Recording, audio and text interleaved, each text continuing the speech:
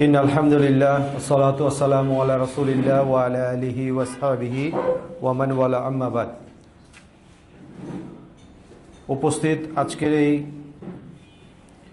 Monthly knowledge enrichment প্রোগ্রামে সকল guardian, আমাদের মাদ্রাসাতুন নাসিহার সম্মানিত শিক্ষক এবং শিক্ষিকাবৃন্দ, উপস্থিত আছেন আজকের এই অনুষ্ঠানের প্রধান আলোচক ফাদিলাতুল শেখ ডক্টর মোহাম্মদ সাইফুল্লাহ মাদানী। আপনাদের সকলকে মাদ্রাসাতুন নাসিহার পক্ষ থেকে আমি জানাই আন্তরিক মোবারকবাদ।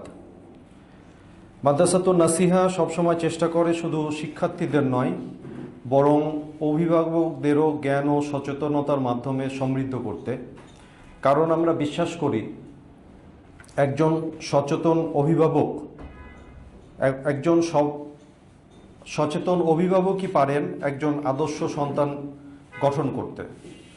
আজকের এই অনুষ্ঠানের মূল আকর্ষণ হলো একটি অত্যন্ত গুরুত্বপূর্ণ ও সময়োপযোগী বিষয়, ইসলামে আত্মনিয়ন্ত্রণের উপায়সমূহ। বর্তমান সময়ে আমাদের জীবনে শৃঙ্খলার গুরুত্ব অপরিসীম। বিশেষ করে আমাদের সন্তানদের চরিত্র গঠন, নৈতিক উন্নয়ন এবং দ্বীনি চেতনা জাগ্রত করার জন্য আত্মশৃঙ্খলা বা আত্মনিয়ন্ত্রণ অত্যন্ত প্রয়োজন। আর এর সর্বোত্তম দিক নির্দেশনা আমরা পাই আমাদের দ্বীন ইসলাম থেকে। তাই আমরা আর সময় নিব না, এই গুরুত্বপূর্ণ বিষয়টি নিয়ে আমাদের মাঝে আলোচনা করার জন্য উপস্থিত আছেন ফাদিলাতুল শেখ ডক্টর মোহাম্মদ সাইফুল্লাহ মাদানী। আমি শাইখকে বিনীতভাবে অনুরোধ করব ওনার আলোচনা শুরু করার জন্য।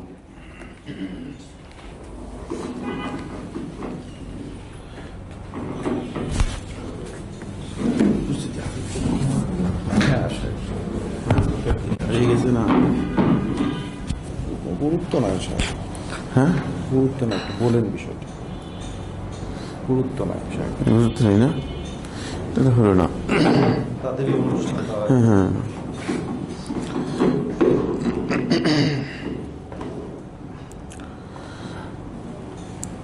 আসসালামু আলাইকুম ওয়া রাহমাতুল্লাহি ওয়া বারাকাতুহু।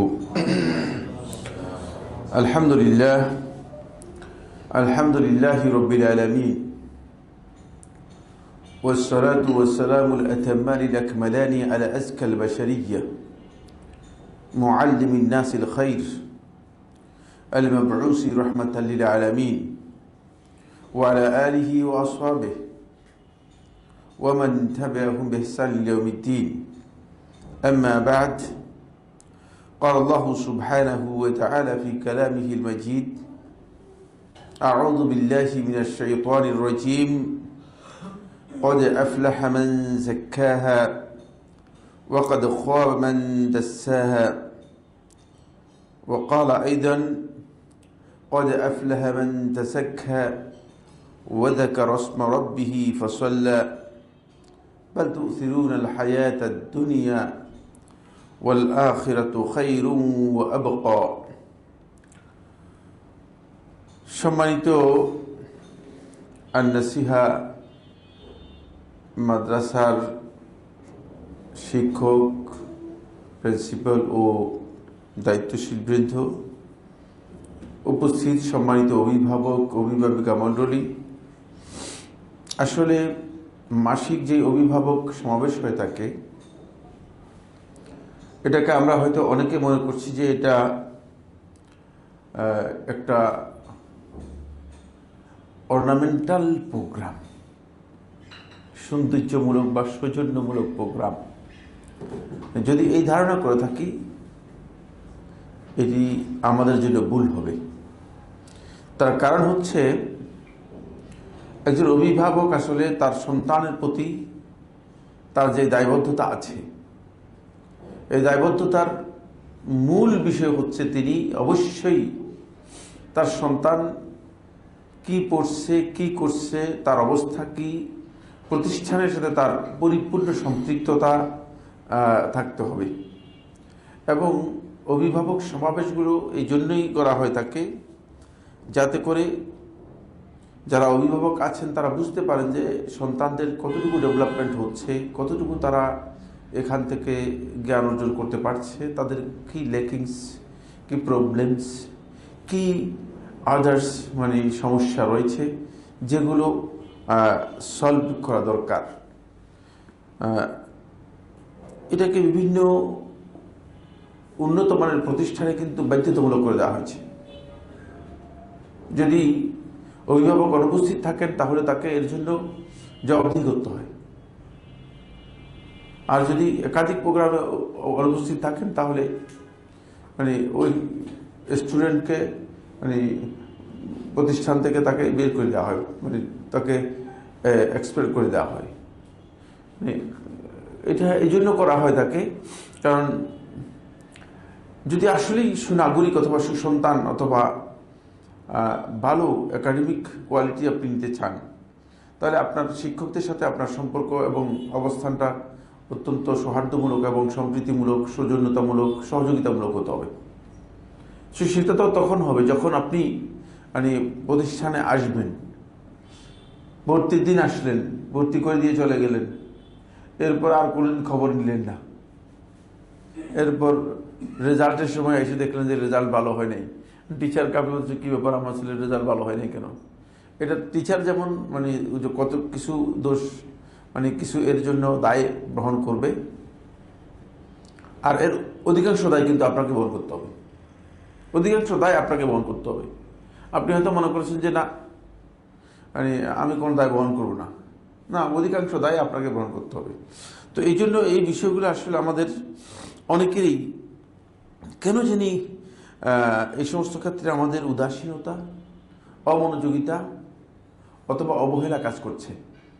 আমি আপনাদের সবাইকে অত্যন্ত বিনয়ের সাথে যেটা অনুরোধ করব সেটা হচ্ছে এই অভিভাবক সমাবেশে আপনারা রেগুলার হওয়ার জন্য চেষ্টা করবেন। মানে অভিভাবকদের জন্য এই আয়োজনটা করা হয়েছে, তো আয়োজনের পেছনে তো আসলে কিছু শ্রম, কিছু মেধা, কিছু সময়, না, এগুলো সবটাই এর মধ্যে যুক্ত হয়েছে। তো এটা যদি অভিভাবকরা না আসে তাহলে এই কাজটুকু মানে যেভাবে সাকসেস হওয়ার কথা বা যেই পর্যায়ে পৌঁছার কথা সেই পর্যায়ে সেটা পৌঁছতে পারছে না। এই জন্য আমি আপনাদেরকে প্রথমেই এই বিষয়টি দৃষ্টি আকর্ষণ করলাম, কারণ এটাও অত্যন্ত গুরুত্বপূর্ণ বিষয় যে সন্তানের প্রতি আপনার কতটুকু গুরুত্ব আছে এটা বোঝা যায়। এর মাধ্যমে মানে এটা উপলব্ধি করা যায় যে আসলে সন্তানের প্রতি আপনার কতটুকু গুরুত্ব আছে। আপনি দেখেন না, আপনি এই বিকারুন্নেসাতে গিয়েছেন, আপনারা দেখেন, তারপর আরও কিছু কিছু স্কুল আছে, মানে অভিভাবক রাস্তায় বসে আছে, মহিলারা সব গরমের মধ্যে, প্রচণ্ড গরমের মধ্যে রাস্তায় বসে আছে, মানে এসিতে তাদেরকে বসায় রাখছে, এরকম দেখবেন না। এটা আমি তো নিজস্ব চোখে প্রায় দেখি, যে সমস্ত প্রতিষ্ঠানে আছে অভিভাবক সব রাস্তার মধ্যে বসে আছে, এদের জন্য বসার কোনো ব্যবস্থা নেই, সব রাস্তার মধ্যে মানে ঢালাওভাবে, মানে মনে হয় যেন ফকির মিসকিন, কিন্তু একজনও ফকির মিসকিন লোক না, মানে ফকির মিসকিনের মতো বসে আছে, বসে বাদাম টাদাম এগুলো খাচ্ছে, মানে তাদের জন্য যে আলাদা খাবারের আয়োজন করছে তা ওটা বুঝতে পেরেছে, বাদাম আর চানাচুর খাচ্ছে। কিন্তু কেন? তার কারণ হচ্ছে তার অন্তরের মধ্যে আসলে তার সন্তানের জন্য একটা ভালোবাসা আছে, সন্তানের প্রতি একটা গুরুত্ব আছে। এই কারণে ওখান থেকে সন্তান পাস করার পরে সেই সন্তান হয়ে বুঝলেন না, তারা মানে বিভিন্ন জায়গায় মানে প্লেস করতে পারতেছে, বিভিন্ন জায়গায় তারা অবস্থান নিতে পারতেছে। কিন্তু আমাদের এখানে এটা হতে হলে আপনাদেরও এরকম হতে হবে, সিরিয়াস হতে হবে, আপনাদের সিরিয়াস হতে হবে, সন্তানের প্রতি আপনাদের গুরুত্ব আরও বৃদ্ধি করতে হবে। মানে আপনি গুরুত্বহীন থাকলে তাহলে আপনার সন্তান, এবং আপনার সন্তান কিন্তু এটা যতই ছোট হোক না কেন, আল্লাহ তাআলা মাথার মধ্যে তার একটা বিবেক দিয়েছেন। মানে আপনারা কি মনে করছেন এই যে মানুষের বাচ্চা আর কুকুরের বাচ্চার সমান? এটা কি সমান নাকি? হ্যাঁ, না, প্রশ্নই আসে না। আপনার সন্তান এটা তার বিবেক দিয়ে উপলব্ধি করতে পারতেছে যে আপনি তাকে কতটুকু গুরুত্ব দিচ্ছেন। সে কিন্তু আপনাকে হয়তো কিছু বলতে পারতেছে না, অথবা বলবে না, বলার মতো তার এখনো মানে সে অবস্থান হয় নাই, কিন্তু এক সময় আপনার সন্তান ওইটাই আপনাকে বলবে। ওই আপনি যেই গুরুত্ব দেন নাই ওই জিনিসটাই আপনার সন্তানের মধ্যে রিফ্লেক্ট করবে। এই কথাগুলো বেশি কঠিন হয়ে গিয়েছে নাকি? হ্যাঁ, কারণ এগুলো অভিভাবকরা মানে একটু মনে করতেছেন, মনে কষ্ট পাচ্ছেন নাকি? না, এটাই বাস্তবতা। এটা আমি একেবারে এটা পরীক্ষিত একটি বাস্তবতাকে আপনাদের সামনে তুলে ধরতেছি। মানে মানে যাদেরকে দেখেছি যে, মানে আমার অভিজ্ঞতার মধ্যে যাদেরকে দেখেছি যে সন্তানের ব্যাপারে সে খুবই সিরিয়াস এবং খুবই কনসার্ন, খুবই গুরুত্ব দিয়েছে, দেখা গিয়েছে যে সেই সন্তান মানে মানে দুর্বল সন্তান হলেও সে একাডেমিক্যালি অনেক এগিয়ে গিয়েছে, অনেক এগিয়ে গিয়েছে। কারণ আপনি সন্তানকে উৎসাহিত করবেন, আপনি সন্তানকে অনুপ্রাণিত করবেন, সন্তান মানে আপনার অনুপ্রেরণা, টিচারদের অনুপ্রেরণা, এর মাধ্যমে সন্তান মনে করবে যে সে মানে এগিয়ে যেতে পারবে। কিন্তু যখন সন্তান মনে করবে যে না, কেউ তো আমার খবর নেয় না, তো সে যতটুকু অগ্রসর হওয়ার কথা ছিল ততটুকু অগ্রসর হতে পারবে না। তার অগ্রসর হওয়াটা মানে এটাও মানে সে মনে করবে যে কি আমি আসলে পারবো কি পারবো না, তার মধ্যে সে দুর্বলতা কাজ করবে। আসুন, এটা আমরা প্রথমে দৃষ্টি আকর্ষণ করলাম। আমি অনুরোধ করব, বিনয়ের সাথে অনুরোধ করব আপনাদের কাছে, সেটা হলো এই যে মানে এই ধরনের প্রোগ্রামগুলোকে আপনারা মিস করবেন না। আর প্রোগ্রামগুলো তো নিশ্চয়ই আপনারা দেখতে পেয়েছেন যে এগুলো উইকেন্ডে হয়ে থাকে, সাপ্তাহিক বন্ধের দিনগুলোতে হয়ে থাকে। সুতরাং সেটাকে আপনারা একটু গুরুত্ব দিতে পারেন, একটু গুরুত্ব দিতে পারেন। এরপর আমি যে পয়েন্টটি নিয়ে আপনাদের সাথে কথা বলবো সেটা হচ্ছে, আজকে যে বিষয়টি দেওয়া হয়েছে ইসলামী আত্মনিয়ন্ত্রণের উপায়সমূহ। আসলে এটা একটা কঠিন বিষয়। আত্মনিয়ন্ত্রণ এই বিষয়টি আমাদের জন্য খুবই গুরুত্বপূর্ণ বিষয় এবং অত্যন্ত বুঝার বিষয়। প্রথমে আমি আত্মনিয়ন্ত্রণের মৌলিক যেই গুরুত্ব রয়েছে সেই গুরুত্বটা আমি আপনাদেরকে উপলব্ধি করার জন্য কয়েকটি কথা বলবো। 1 নম্বর পয়েন্ট হচ্ছে সেটা হলো আত্মনিয়ন্ত্রণ, এটি মিফতাহুল ফালাহ, কল্যাণের চাবিকাঠি। যে ব্যক্তি আসলে আত্মনিয়ন্ত্রণ করতে পারবে সে কোনো না কোনোভাবেই সে কল্যাণের যেই উচ্চ শিখরে আছে সে উচ্চ শিখরে পৌঁছতে সক্ষম হবে। এই জন্য আত্মনিয়ন্ত্রণটা এটা খুবই গুরুত্বপূর্ণ বিষয়। এর মাধ্যমে মানে আপনার জন্য কল্যাণ এবং সফলতা দুটি আপনার জন্য এর মাধ্যমে উন্মুক্ত হয়ে যায়। অনেকে শুধুমাত্র আত্মনিয়ন্ত্রণ না করার কারণে অথবা আত্মনিয়ন্ত্রণ করতে সক্ষম না হওয়ার কারণে মানে গোটা জীবনটাই তার ক্ষতিগ্রস্ত। গোটা জীবনের প্রায় অংশই তার মানে জীবনের প্রায় অংশই তার এমন যে মানে এটি সে কোনোভাবেই কিছুতেই কাজে লাগাতে পারছে না। কারণ হলো আত্মনিয়ন্ত্রণ না করার কারণে যে কাজটি যেভাবে করা দরকার ছিল সেভাবে সে করতে পারে না, সেভাবে সে কাজে নিজেকে ইনভলভ করতে পারে না। 2 নম্বর যে পয়েন্টটি সেটা হলো আত্মনিয়ন্ত্রণের দ্বিতীয় যে গুরুত্ব সেটা হলো একজন ব্যক্তি যখন আত্মনিয়ন্ত্রণ করবে, আত্মনিয়ন্ত্রণ মানে ওই ব্যক্তিকে মানুষদের কাছে ভালোবাসার পাত্র এবং প্রিয় মানুষে পরিণত করে এবং তার আচরণটা ইসলাম যেই আচরণ চেয়েছে সেই উত্তম আচরণ হয়ে থাকে। আচরণটা উত্তম হয়, ভালো আচরণ হয় এবং মানুষের কাছে সে প্রিয় পাত্রে পরিণত হয়। একজন ব্যক্তি যখন আত্মনিয়ন্ত্রণ করে কথা বলে, সব ক্ষেত্রে আত্মনিয়ন্ত্রণ তার থাকে, তখন আপনি দেখবেন যে সবাই তার ব্যাপারে প্রশংসা করবে, বুঝলেন না, লোকটা এলোমেলো কথা বলেন না, লোকটার আচরণের মধ্যে এলোমেলো নেই, লোকটার আচরণের মধ্যে এলোমেলো নেই। এটা খুবই ইম্পর্টেন্ট বিষয়। মানে আমাকে দেখে যদি মনে করেন একজন ব্যক্তি মনে করে যে লোকটার মানে কথার মধ্যে আসলে কোনো নিয়ন্ত্রণ নেই, তখন মানুষ বলছে না, আরে উনি সাইফুল্লাহ ভাই যদিও মানে পরিচিত হয় কিন্তু আসলে কথার মধ্যে ব্যালেন্স নেই। এটাই স্বাভাবিক। এমনকি অনেক উচ্চ পর্যায়ের লোক পর্যন্ত শুধুমাত্র আত্মনিয়ন্ত্রণের কারণে তিনি মানে জ্ঞান গর্বে সার্টিফিকেট এবং অন্যান্য দিক থেকে অনেক উপরে হওয়ার পরেও কিন্তু মানুষের কাছে খুব ছোট, মানুষের কাছে খুব ছোট। এই যে মানুষের কাছে খুব ছোট হয়ে গেল, এই ছোট হওয়ার কারণ শুধু একটাই, সে আত্মনিয়ন্ত্রণ করতে পারে না। এই কারণেই সে নিজেকে নিয়ন্ত্রণ করতে পারে না। এটা খুবই ইম্পর্টেন্ট বিষয়।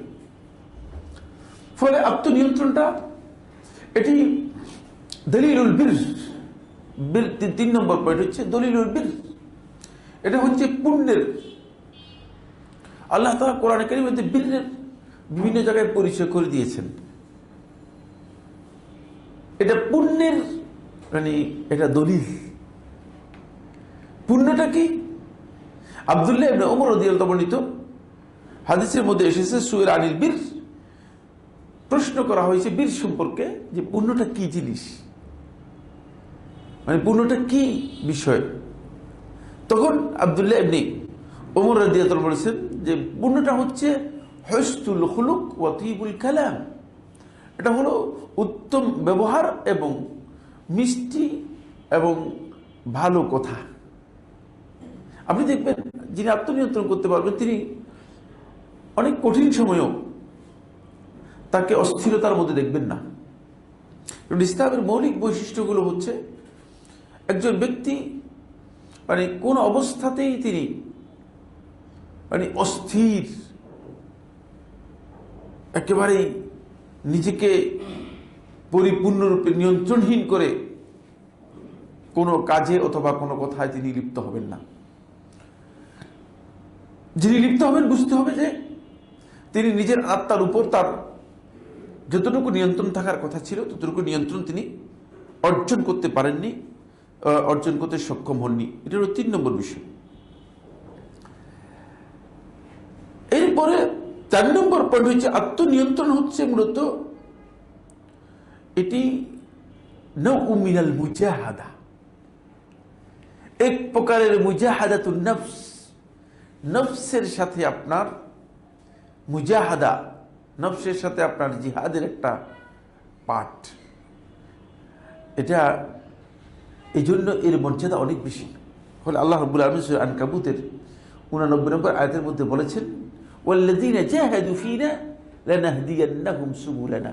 এর মাধ্যমে আপনি একটা পুরস্কার পাবেন, সেটা আল্লাহ তাআলা ঘোষণা করে দিয়েছেন। ওয়াল্লাযীনা জাহাদু ফীনা, যারা মানে আমার বিধান এবং আমার হুকুমের ক্ষেত্রে, আমার নির্দেশের ক্ষেত্রে যারা নিজে মুজাহাদা করবে, সর্বোচ্চ প্রচেষ্টা এবং জিহাদ করবে নিজের নফসের সাথে, লানাহদিয়ান্নাহুম সুবুলানা, অবশ্যই আমরা তাদেরকে আমাদের রাস্তাগুলো দেখিয়ে দিব।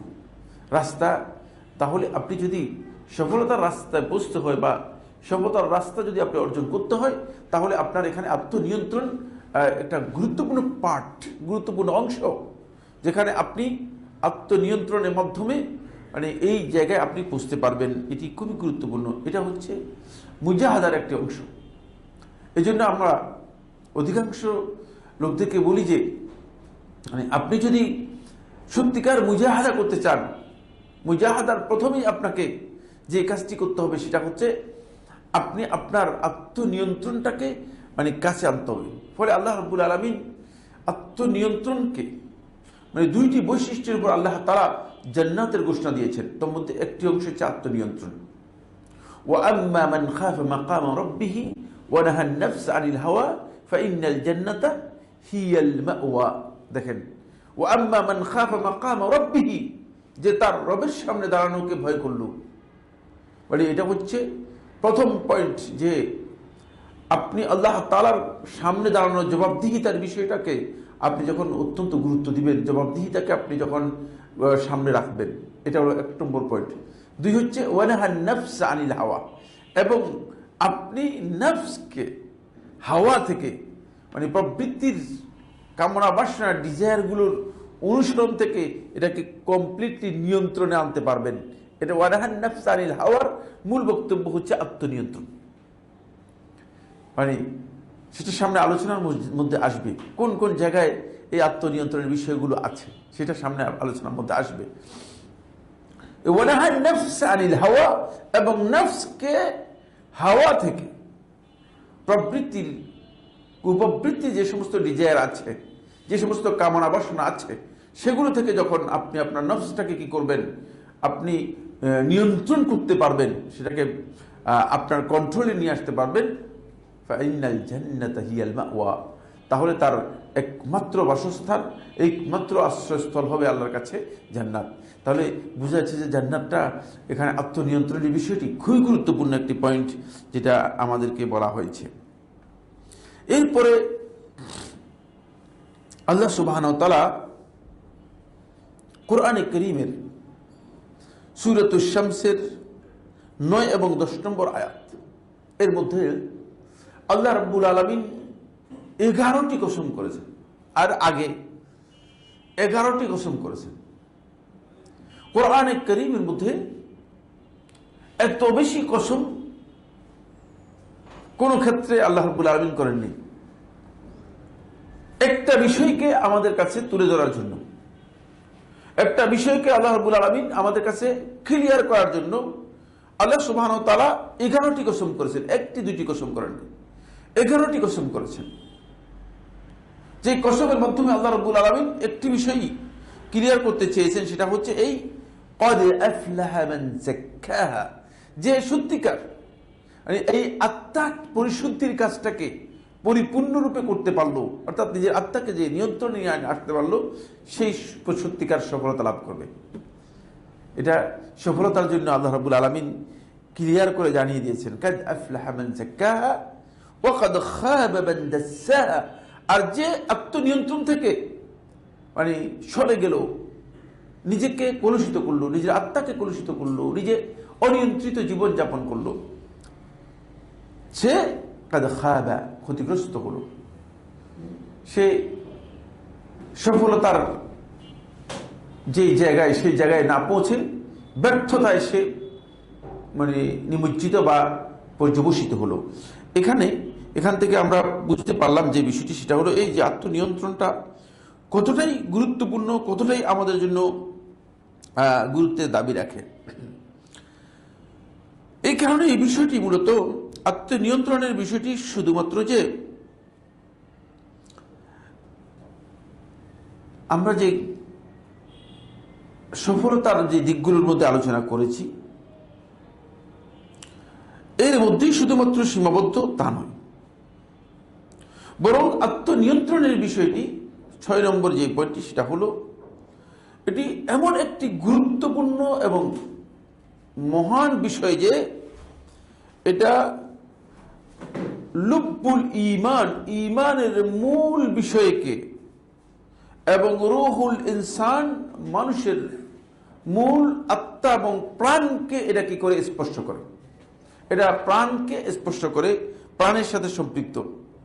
ফলে যে ব্যক্তি আত্মনিয়ন্ত্রণ করতে পারবে, সে ব্যক্তি তার প্রত্যেকটি আচরণের ক্ষেত্রে, সেটা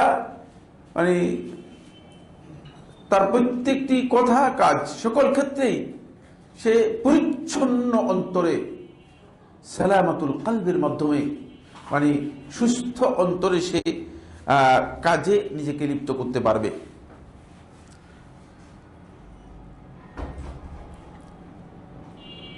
এটি এমন একটি আচরণ, যে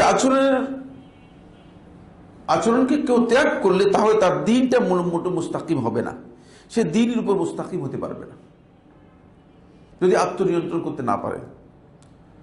2 হচ্ছে, এর মাধ্যমে অন্তরটা তার পরিষ্কার বা পরিচ্ছন্ন হবে না। আর যদি আত্মনিয়ন্ত্রণ তার কাছ থেকে হারিয়ে যায়, তাহলে সে পৃথিবীতে কোনো কিছু বিনির্মাণের কাজে অংশগ্রহণ করতে পারবে না, হয়তো ধ্বংসের কাজে অংশগ্রহণ করতে পারবে। এটা এর গুরুত্বের উপর এটা খুবই ইম্পর্টেন্ট বিষয়। এই কারণেই আত্মনিয়ন্ত্রণের ব্যাপারে আমাদেরকে একটু সচেতন হতে হবে। আত্মনিয়ন্ত্রণের এই কথাগুলো আলোচনা করার পরে এবার সেকেন্ড পয়েন্টে যাচ্ছি।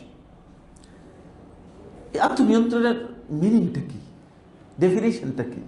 আত্মনিয়ন্ত্রণ কি, কোন জিনিসকে বুঝায়, এই সম্পর্কে যারা ইলমুন নফসের গবেষক রয়েছেন তারা এটা উল্লেখ করেছেন যে আত্মনিয়ন্ত্রণ হচ্ছে হুয়া ইমসাকুহা আন হাওয়াহা ওয়া শাহওয়াতিহা। আত্মনিয়ন্ত্রণ হচ্ছে কোন ব্যক্তি তার নিজের নফসকে, নফস বলতে এখানে বোঝায় নিজের আত্মাকে, সে ব্যক্তি পরিপূর্ণরূপে বারণ করবে, বাধা দেবে আন হাওয়াহা, তার কুপ্রবৃত্তির যে সমস্ত ডিজায়ার আছে এগুলো থেকে, ওয়া শাহওয়াতিহা, এবং কামনা বাসনা থেকে, কারণ এগুলো থেকে সে পরিপূর্ণরূপে বাধা দিবে। এক। দুই নম্বর হচ্ছে ওয়ামানউহা মিন তাজাউজি হুদুদিশ শারঈ ওয়াল আকলি, খুবই গুরুত্বপূর্ণ, এবং নিজের নফসকে বাধা দেবে, বিরত রাখবে মিন তাজাউজি হুদুদিশ শারঈ, শরীয়তের যে সীমারেখা আছে এগুলো লঙ্ঘন করা থেকে। কারণ শুধুমাত্র ডিজায়ার থেকে বাঁচতে তো হবে না, শরীয়তের সীমারেখাটাও এর মধ্যে আপনাকে কি করতে হবে, বুঝতে হবে। শরীয়তের সীমারেখা থেকে, সীমারেখা অতিক্রম করা থেকে, শুধু শরীয়তের সীমারেখা অতিক্রম করলে চলবে না, আত্মনিয়ন্ত্রণের বিষয়টি তিনটি বিষয়কে অন্তর্ভুক্ত করে। এরপরে ওয়াল আকল, বিবেক বিবেচনার যে সীমারেখা আছে সেটাও যাতে লঙ্ঘিত না হয়, এখান থেকেও নিজেকে কি করবে, নিয়ন্ত্রণ করবে, বাধা দেবে। এই তিনটি কাজ যদি করতে পারে তাহলে সেই ব্যক্তি আত্মনিয়ন্ত্রণ করতে পারলো। কিন্তু শেখুল ইসলাম ইবনুল কাইয়্যিম রাহিমাহুল্লাহ তাআলা বলেন যে এর সাথে আরেকটি কাজকে যুক্ত করতে হবে। 4 নম্বর কাজ যেটা যুক্ত করতে হবে আত্মনিয়ন্ত্রণের জন্য, সেটা হচ্ছে ওয়াহামলুহা আলা মা ইউরদিল্লাহ তাআলা, আর নফসকে আল্লাহ রাব্বুল আলামিনের সন্তুষ্টি রয়েছে এমন কাজের জন্য বাউন্ড করতে হবে।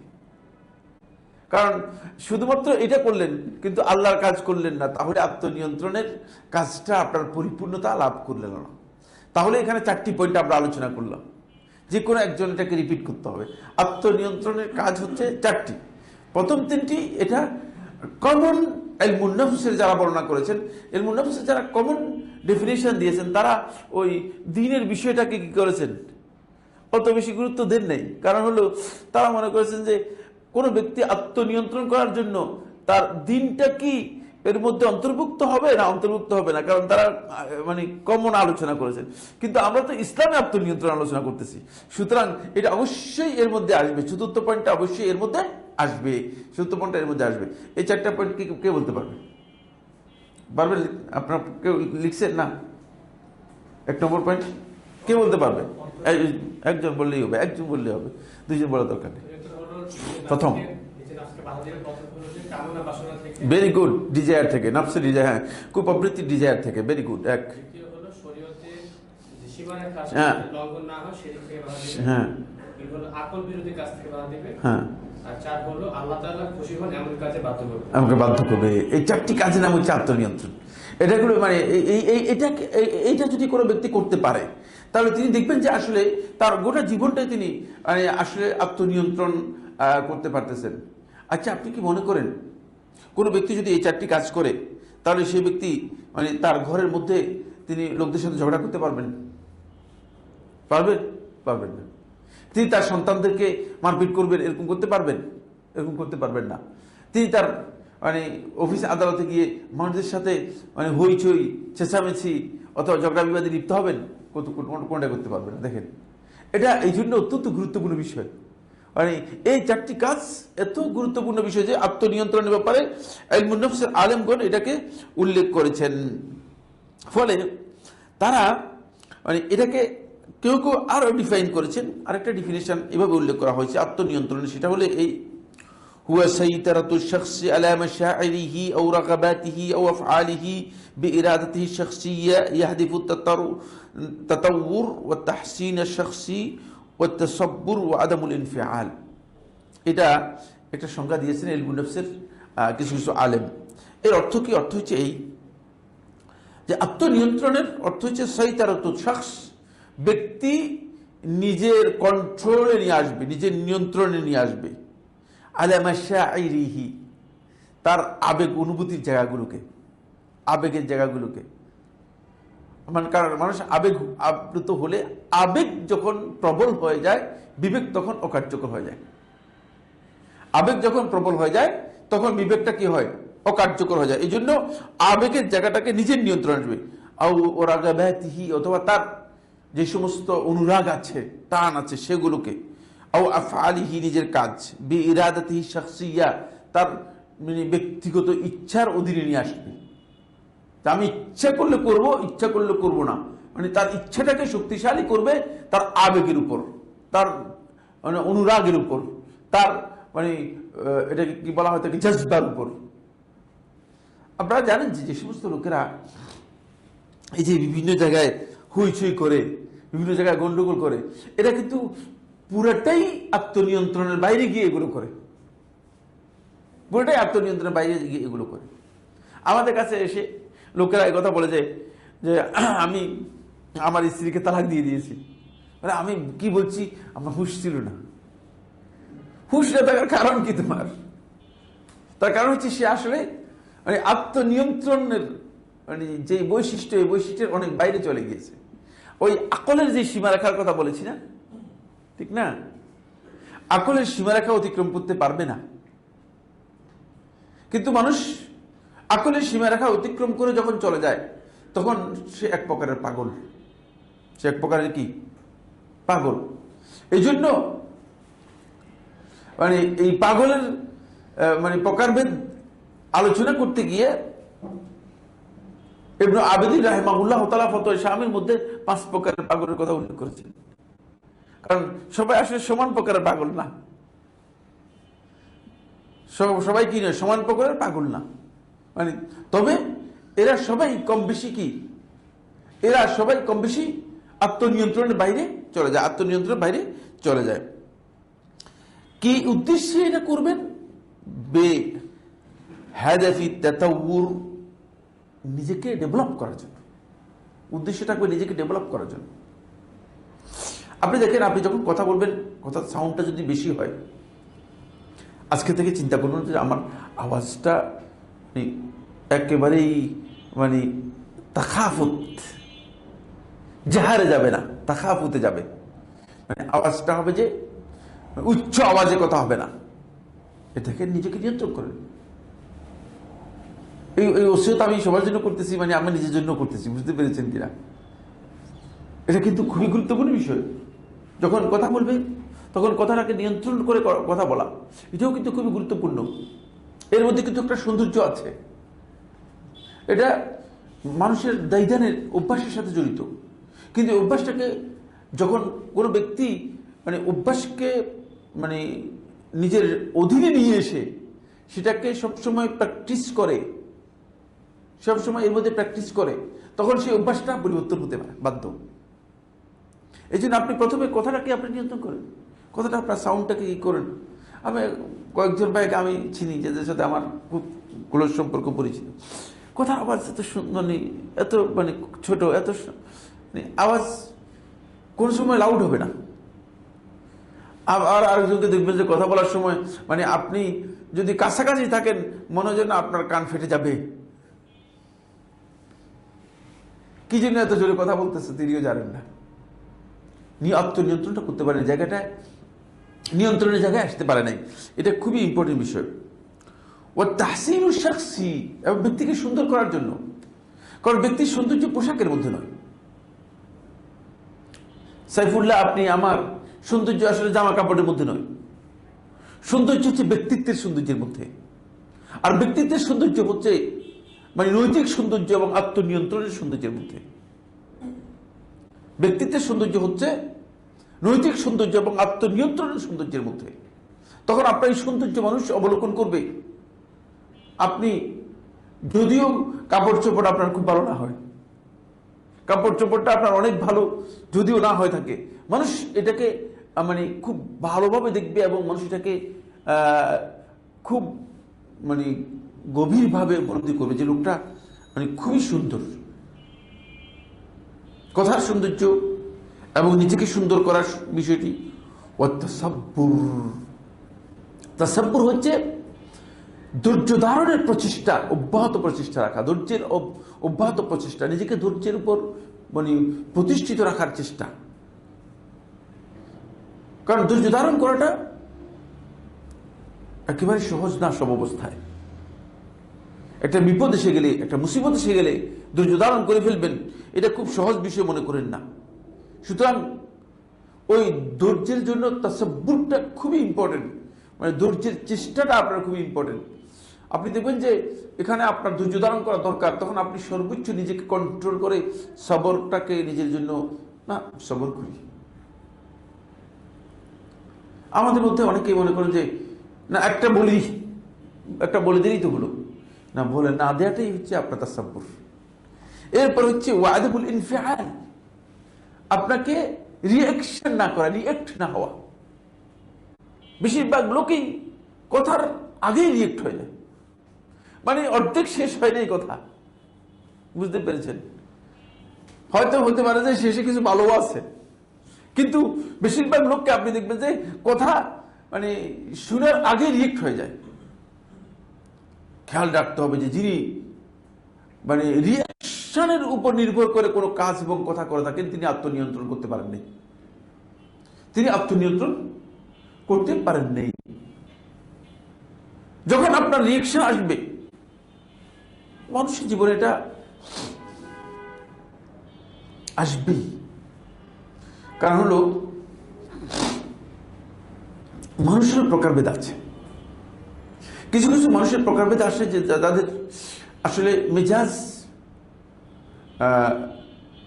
বিভিন্ন কারণে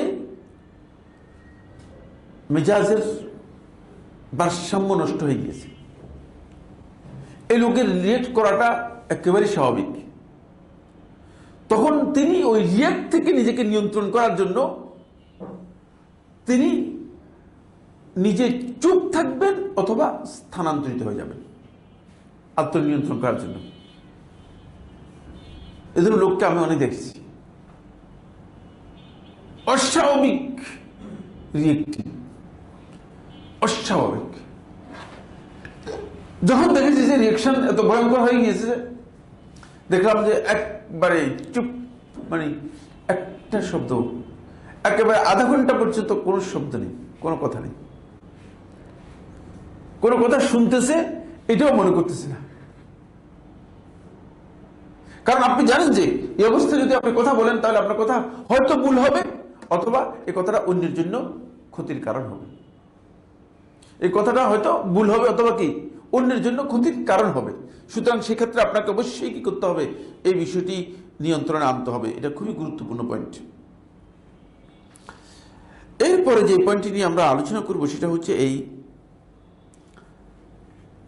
আত্মনিয়ন্ত্রণের যেই গ্রেড, সেই গ্রেডগুলো ইসলাম যেভাবে দিয়েছে, ইসলামে এর যে গ্রেড বা মর্যাদা দিয়েছে, ইসলামের কোরআনে কারীমের মধ্যে আল্লাহ সুবহানাহু ওয়া তাআলা আত্মনিয়ন্ত্রণের যে গ্রেড দিয়েছে সেটা হচ্ছে এই আত্মনিয়ন্ত্রণ একটি নিয়মিত অব্যাহত প্রচেষ্টা। এটা মানে কয়েকটা কাজের মধ্যে সীমাবদ্ধ নয়, এটা অব্যাহত প্রচেষ্টা, মানে এটা চলতে থাকবে। আপনি যতদিন আছেন আপনার ততদিনই কি করতে হবে, চালিয়ে যেতে হবে। মানে আজকে কালকে 2 দিন 5 দিন প্রশিক্ষণ অথবা সামান্য কোনো প্রশিক্ষণের মাধ্যমে আপনার আত্মনিয়ন্ত্রণ করে ফেলতেছেন, এটা পারবেন না। এই জন্য একটা মিসগাইডেড বাংলাদেশে একটা গ্রুপ আছে, আপনারা নিশ্চয়ই জানেন, আমার চেয়ে আপনাদের জ্ঞান এই বিষয়ে বেশি থাকার কথা। সেটা হচ্ছে কোয়ান্টাম মেথড পদ্ধতি। কোয়ান্টাম মেথডে আপনার আত্মনিয়ন্ত্রণের বিষয়গুলো প্রশিক্ষণ দেওয়া হয় এবং শিক্ষা গ্রহণ করা হয় থাকে। আমি নফসের উপর আমার অনেক আলোচনা ছিল এক সময়, যখন 11 নম্বর সেক্টরে আমাদের অফিস ছিল, তখন আমার এই আলোচনাগুলো অনেকেই যারা তারা বলতেছে, শেখ এই আলোচনাগুলো কোয়ান্টাম মেথড, আপনি যে আলোচনাগুলো করতেছেন ফ্রি আমাদেরকে শোনাচ্ছেন, এগুলো কোয়ান্টাম মেথড 8,000 টাকা করে প্রত্যেক কোর্সে নেই। আমি বললাম যে আমার টাকার প্রয়োজন নেই, তারা তো টাকার জন্য করতেছে, আমি আমার আল্লাহর জন্য করতেছি। দুইটার মধ্যে পার্থক্য আছে, দুইটার মধ্যে পার্থক্য আছে। যেন আমরা যে কথাগুলো এখন বলেছি এগুলো সবগুলো সেখানে তারা বলবে, কারণ এটা আত্মনিয়ন্ত্রণের বিষয়টা তাদের একটা সাবজেক্ট, তাদের একটা সাবজেক্ট। এটা আপনারা জানেন কি না? আপনারা জানেন কি এটা? হ্যাঁ, এটাই মূল সাবজেক্ট।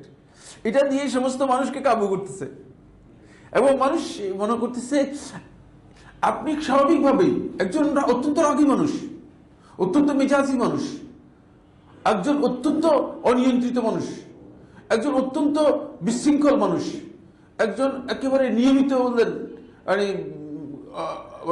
উদাসীন মানুষ।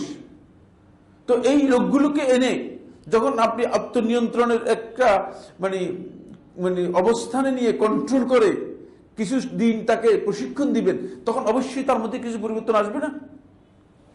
বাধ্য আসবেই। তো কিছু পরিবর্তন যখন তারা দেখে, তারা বলেছে ভাই কোয়ান্টাম মেথডে গেলেই সবচেয়ে লাভ। আরে ব্যাকল, আগে তো তুমি জানো নাই যে মানে ইসলামের এই বিষয়গুলো তো তোমাকে অনেক আগেই জানানো আছে, সেখানে যেতে হবে কেন তোমাকে? সেই জায়গায় তোমাকে যেতে হবে কেন? কারণ ইসলাম তো এই বিষয়গুলোকে খুবই ক্লিয়ার করেছে। আমরা প্রথম যে পয়েন্টটি আলোচনা করতেছি সেটা হচ্ছে এটাকে খুব ভালো করে খেয়াল করতে হবে। এটা কোনো সুনির্দিষ্ট সময়ের কাজ নয়, এটা একটা অব্যাহত প্রচেষ্টা যেটা চলতে থাকবে, সবসময় চলতে থাকবে। তবে যখন আপনি লম্বা সময় এটাকে প্র্যাকটিস করবেন, তখন আপনার যেমন আপনি সকালবেলা নাস্তা 2টা রুটি, মনে করেন 1টা ডিম, ঠিক এই ধরনের একটা প্র্যাকটিস স্বভাবে পরিণত হয়ে যাবে, আর স্বভাবে যখন পরিণত হয়ে যাবে, খুব ভালো করে খেয়াল করেন, স্বভাবে যখন পরিণত হয়ে যাবে তখন আপনি এটা দেখবেন যে মানে আপনার কাছে তখন আপনার কথার আওয়াজ, আপনার বলার ধরন, তখন আপনার মানে সবরের মাত্রা, এগুলো অনেক বেড়ে যাবে। এই জন্য এটাকে আপনাকে নিয়মিত কি করতে হবে? কন্ট্রোল করতে হবে। এক্ষেত্রে ইসলাম যে জিনিসটাকে যুক্ত করে দিয়েছে সেই জিনিসটা হচ্ছে এটা কেবল মানে ব্যক্তির প্রচেষ্টার সাথে যুক্ত নয়। 3 নম্বর বিষয়টি, এটা কেবল ব্যক্তির প্রচেষ্টার সাথে যুক্ত নয়। কারণ আল্লাহ তাআলা অবশ্যই বান্দাকে যদি রহম করেন, তাহলে বান্দা এক্ষেত্রে সবচেয়ে বেশি সাহায্য প্রাপ্ত হবেন। সূরা ইউসুফের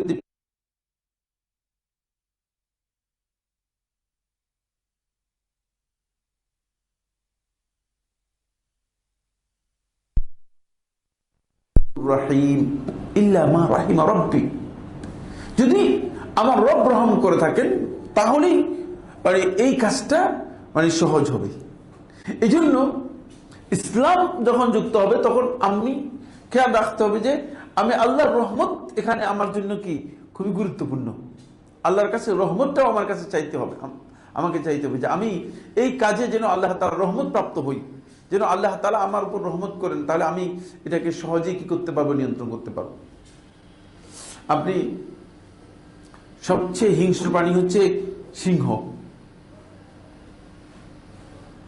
দুবাইতে লোকেরা সিংহ বুঝতেন না, এগুলো লালন পালন করতেছে, চিন্তা করছেন? হিংস্র প্রাণী এবং সবচেয়ে হিংস্র প্রাণী। মানুষ খাওয়া হচ্ছে তার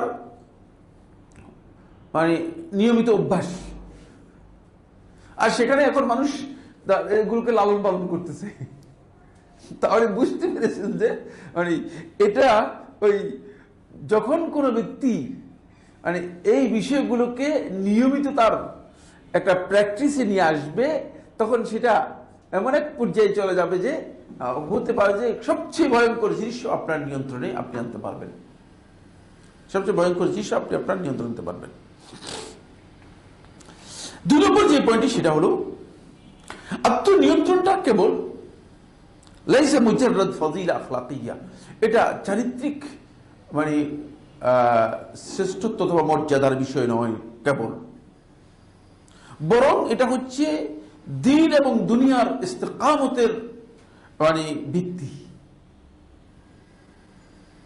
দ্বীন এবং দুনিয়ার ইস্তেকামতের ভিত্তি, দ্বীন এবং দুনিয়ার ক্ষেত্রে আপনার অবিচলতা এবং দৃঢ়তার ভিত্তি হচ্ছে আত্মনিয়ন্ত্রণটা। দ্বীন এবং দুনিয়ার ইস্তেকামতের ভিত্তি। দুনিয়ার কি? দুনিয়ার হচ্ছে আপনি দেখবেন যে যিনি আত্মনিয়ন্ত্রণ করতে পারেন তার কথা কিন্তু সবাই শুনবে, আনাড়িও শুনবে, শুনবি। তার কারণ হচ্ছে মনে করবে যে না, উনি যেটা বলেন সেটা ঠিক বলেন, ওনারটা খুব গুরুত্বপূর্ণ, মানুষটা বুঝতে পারবে। আর দ্বীনের ইস্তেকামত হচ্ছে এই, তাহলে দ্বীনের ব্যাপারে আপনাকে যে কোনো ব্যক্তি এসে ডান দিকে আর বাম দিকে নিতে পারবে না। আমরা তো এখন বেশিরভাগ লোকই আসলে দ্বীনের ব্যাপারে আমাদের অবস্থানটা হচ্ছে এই যে কেউ ডান দিকে বাম দিকে আমাদেরকে নিয়ে যাচ্ছে এবং ইচ্ছা মতো আমাদেরকে ঘুরাচ্ছে। কদিন এই হুজুরের বক্তব্য, কদিন এই হুজুরের বক্তব্য, কদিন এই হুজুরের মুরিদ, কদিন ওই হুজুরের মুরিদ, কদিন এই দরবারে, কদিন ওই দরবারে। তারপরে আবার যুবকদেরকে দেখতে পাই যে যুবকরা তো একেবারেই পথভ্রষ্ট, দিশেহারা, মনে হচ্ছে যেন তারা মানে এটাকে কি বলা যেতে পারে যে রশি ছাড়া ছাগল আছে না, এরকম রশিবিহীন ছাগলের মতো যেখানে যায় সেখানে কিছু মানে কি করতেছে, মানে কি অর্জন করার জন্য চেষ্টা করতেছে। এরপরে মানে কতটুকু জানে বা না জানে সেটা নয়, মানে আলেম জ্ঞানী তাদেরকে যাচাই করতেছে, মানে পুরাটাই গলত, পুরাটাই গলত। আপনাকে মানে এই যে কাজ, এই কাজটা মানে কমন আকল দিয়েও আপনি মানে এটাকে কি করতে পারেন না, গ্রহণ করতে পারেন না, যাচাই করার জন্য আসতেছে। একজন জাহিল লোক আমাকে সে একটা মাসালা মানে একটা হাদিস দিয়ে মানে বুঝতে চাইছে যে সে এই হাদিসটা, সে কি মনে করছে যে মানে এই হাদিসটা এই জাহিলই পেয়েছে আর আমি সাইফুল্লাহ পাই নাই, এটা করে চিন্তা করতে পারে? চিন্তা করেন তার আকল কতটুকু মানে নিম্নমানের আকল হলে সম্ভব। আর বেটা তুমি জাহিলের থেকে তো আমি অন্তপক্ষে মানে 20 থেকে 30 বছর বেশি পড়েছি, সুতরাং তুমি পেয়ে গেছো যেটা সেটা আমি পাই নাই, এটা কিভাবে তুমি ধারণা করতে পারো? এই বিবেক নেই, ওই আকলের যে সীমারেখা আছে, আকলের ওই সীমারেখাটাকে নিয়ন্ত্রণ করতে পারে নাই, ফলে এসে এই ধরনের কাজ করে থাকে, এই ধরনের কাজ তারা করে থাকে। এরপরে আসেন এখানে এই আত্মনিয়ন্ত্রণটা আপনাকে সব সময় আপনার জীবনের প্রত্যেকটি ক্ষেত্রেই আপনাকে, যদি আপনি সত্যিকার আত্মনিয়ন্ত্রণ করতে পারেন তাহলে আপনাকে কল্যাণ এবং সফলতার দিকে আপনাকে এটা সবসময় ধাবিত করবে, নিয়ে যাবে। কোরআনে কারীমের মধ্যে আল্লাহ সুবহানাহু ওয়া তাআলা আত্মনিয়ন্ত্রণের বিষয়গুলোকে আল্লাহ রাব্বুল আলামিন খুবই স্পষ্ট করে অনেকগুলো আয়াতের মধ্যে বলেছেন, যেখানে আল্লাহ তাআলা আত্মনিয়ন্ত্রণের মৌলিক বৈশিষ্ট্যগুলো তুলে ধরেছেন। তার মধ্যে সবচেয়ে বড় বৈশিষ্ট্য হচ্ছে সবর। এটার অন্য একটি হাদিসটিকে ইবনে রজব হাসান বলেছেন, সেটা হচ্ছে ওয়াসসাবরু নিসফুল ঈমান, সবর হচ্ছে ঈমানের অর্ধেক। আর ঈমান কোন পর্যায়ের চিন্তা করেছেন? ঈমানের অর্ধেক। এই ব্যাখ্যার মধ্যে আহলে হাদিসের মধ্যে অনেকেই বলছেন যে ঈমানের অর্ধেক যদি সবর হয় তাহলে আরেক অর্ধেক কোথায়? আর অর্ধেক কি? কে বলতে পারবে আরেক অর্ধেক কি? হ্যাঁ, আর অর্ধেক কি? হ্যাঁ, ভেরি গুড, মাশাআল্লাহ। আমার চেয়ে তো বেশি জ্ঞান দিতেছি আমি তো আসলে। হ্যাঁ, ঠিকই আছে।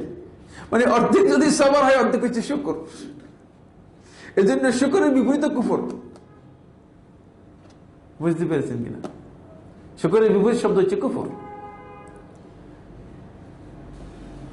ফাজকুরুনি আযকুরকুম ওয়াশকুরুলি ওয়ালা তাকফুরুন। দেখছেন, শুকরের বিপরীত হচ্ছে কুফর।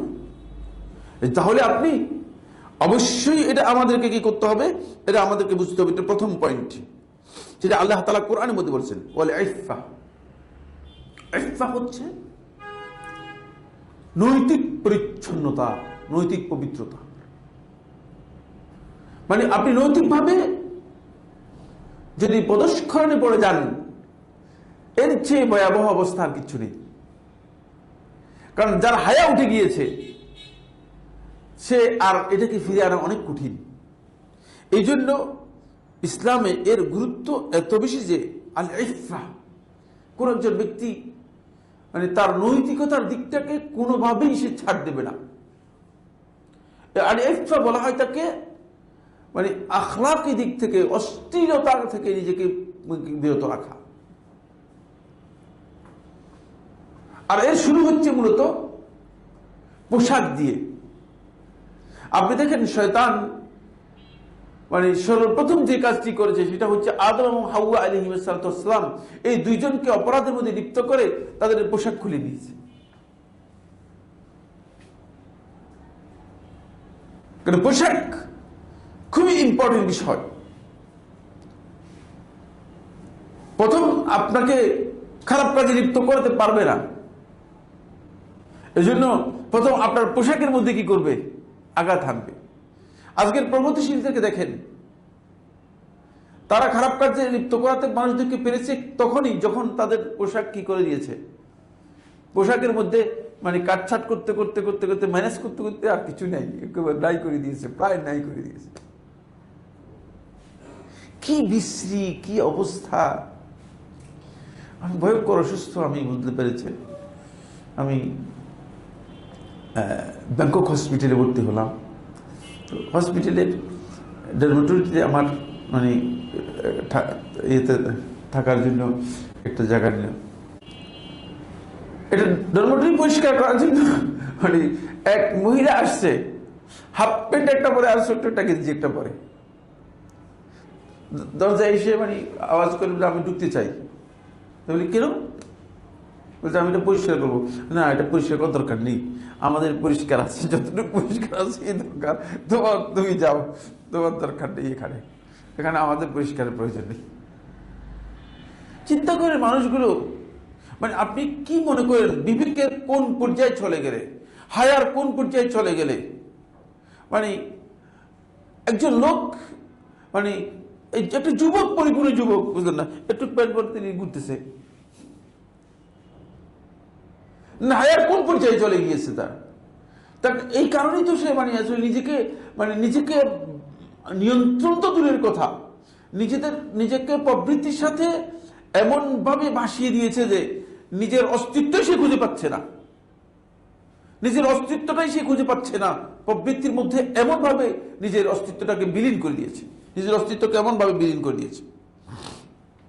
এরপরের পয়েন্ট হচ্ছে সেটা হলো কাজবুল গায়ব, ক্রোধকে হজম করা। ক্রোধ আসাটা মানুষের জন্য অস্বাভাবিক নয়, কারণ মানব প্রকৃতির দুর্বল দিকগুলো আছে। কিছু জিনিস আছে মানুষের দুর্বল দিক, যেগুলো আল্লাহ তাআলা সৃষ্টিগতভাবে মানুষদেরকে দিয়েছেন। কারণ আপনাকে কিছু দুর্বল দিক না দিলে, ফেরেশতা তৈরি করলে ফেরেশতাকে তো আর পরীক্ষা করা যাবে না, ঠিক না? সামনে আলোচনা করবে ফেরেশতা কিভাবে তৈরি করেছে। যদি আমাদের সময় সাপোর্ট করে আলোচনা হবে, নাহলে আলোচনা হবে না। সময় তো আমাদেরকে সাপোর্ট করতেছেন দেখতেছি। এই জন্য খেয়াল রাখতে হবে যে দুর্বল যে দিকগুলো আছে সেই দিকগুলোকে আপনাকে পরিহার করার জন্য, সেগুলোকে নিয়ন্ত্রণে আনার জন্য আপনাকে চেষ্টা করতে হবে। তার মধ্যে কাজমুল গায়ব, ক্রোধটাকে আপনি কি করবেন? সংবরণ করবেন, ক্রোধটাকে আপনি হজম করবেন। কালব শব্দ হচ্ছে হজম করা। এর ব্যাখ্যার মধ্যে ইবনে যায়েদ রাহিমাহুল্লাহ তাআলা তাফসীরের মধ্যে উল্লেখ করেন, একেবারে হজম করা মানে এটা পেটের ভিতর ঢুকে ফেলবেন। রাগ যখন, ক্রোধ যখন আসবে তখন সেটাকে হজম করবেন। অনেকে আছে ক্রোধকে হজম করে না, সে গুরুত্ব বুঝে না। এরপরে আল আফ, ক্ষমা। এটা মানে আপনি যদি অন্যের সাথে আপনার আচরণটাকে গুরুত্ব দেন, তাহলে আপনার এই নিয়ন্ত্রণের সাথে মানে ক্ষমাটা থাকতে হবে, না যে আপনি নিয়ন্ত্রণ করতে পারবেন না। আরে ভুল করছে, ক্ষমা করে দিলাম থাক, তাহলে দেখবেন যে আপনি নিজেকে নিয়ন্ত্রণ করতে পারবেন। ক্ষমাটা খুবই গুরুত্বপূর্ণ বিষয়। আমাকে একজন প্রশ্ন করলে যে সে আপনি ক্ষমা বলতেছেন, সব ক্ষেত্রে ক্ষমা করে দিব? তো আমি বলেছি সব ক্ষেত্রে ক্ষমা করলে আপনার অসুবিধা কোথায়? ক্ষমা করলে কি টাকা লস হবে নাকি? ঠিক না? ক্ষমা হচ্ছে এমন একটি বিষয় যে ক্ষমা কিয়ামতের দিন আল্লাহর বান্দাদের, সহিহ মুসলিমের রাওয়ায়াতের মধ্যে এসেছে যে আল্লাহ রাব্বুল আলামিন মা রাফা আল্লাহু বিআবদিন ইজ্জান ইল্লা বিল আফwi, আল্লাহ রাব্বুল আলামিন ক্ষমার মাধ্যমে কিয়ামতের দিন বান্দার ইজ্জতকে, বান্দার সম্মানকে সবচেয়ে বেশি বুলন্দ করবেন, সবচেয়ে বেশি বুলন্দ করবেন। সুতরাং ক্ষমাটা আমাদের জন্য খুবই ইম্পর্টেন্ট বিষয়। এটা আমাদের খুব ভালো করে খেয়াল রাখতে হবে, যে যাতে করে আমরা ক্ষমার জায়গাটায় আমরা যেতে পারি এবং ক্ষমা করতে পারি। এটা খুবই ইম্পর্টেন্ট বিষয়। এরপরে হচ্ছে যেটা উল্লেখ করা হয়েছে, আদম ইত্তিবাইল হাওয়া, প্রবৃত্তির অনুসরণ না করা। প্রবৃত্তির অনুসরণ বলতে বোঝায় মন যা চায় তা করা। এখন আপনার মন চাচ্ছে প্রচন্ড ঠান্ডার মধ্যে আইসক্রিম খাবেন, আইসক্রিম খেলাম। মন চাচ্ছে এখন মানে প্রচন্ড গরম, ভয়ঙ্কর ধরনের গরম, বলছে আপনি গরমের মধ্যে আপনি মানে গরম কফি খাবেন। আপনি মনকে মানে মনের সাথে আপনি তাল দিয়ে চললেন। এটা হচ্ছে মূলত প্রবৃত্তির অনুসরণ। স্বাভাবিকভাবেই এর সাথে আপনাকে দুটি জিনিস যুক্ত করতে হবে, দুটি বাউন্ডারির মধ্যে এটাকে কি করতে হবে, নিয়ে আসতে হবে। একটা হচ্ছে আকলের বাউন্ডারি, আর একটা হচ্ছে শরীয়তের বাউন্ডারি। একটা হচ্ছে আকলের বাউন্ডারি, আর একটা হচ্ছে কি শরীয়তের বাউন্ডারি। এই দুটি বাউন্ডারির মধ্যে যদি আপনি নিয়ে আসেন, তাহলে আপনি দেখবেন যে এটাকে আপনি নিয়ন্ত্রণ করতে পারছেন। এবার আসুন আল্লাহ সুবহানাহু ওয়া তাআলা কি বলেছেন সূরা সাদ 26 নম্বর আয়াতের মধ্যে প্রবৃত্তির অনুসরণকে আল্লাহ তাআলা কিভাবে আখ্যায়িত করেছেন। এগুলো সবটাই মূলত আত্মনিয়ন্ত্রণের জন্য খুবই গুরুত্বপূর্ণ বিষয়, যেটা কোরআনে কারীমে আমাদেরকে প্রেসক্রাইব করেছে। কোরআন প্রেসক্রাইব করেছে যেগুলো, সেগুলো বললাম।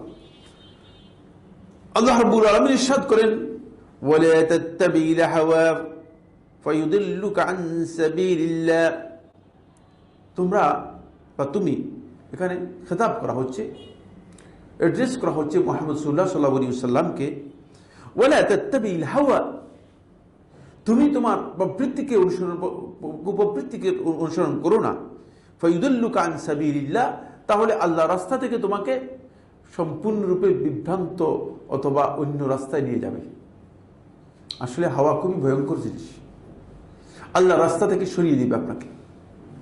এজন্য আল্লাহ রাব্বুল আলামিন এটাকে সবাবুদ দালাল, বিভ্রান্তির কারণ হিসেবে আখ্যায়িত করেছেন। মানুষ রাস্তা থেকে মানে পিচ্ছিল খেয়ে মূল রাস্তা থেকে পড়ে যাবে, মূল রাস্তা থেকে কি পড়ে যাবে।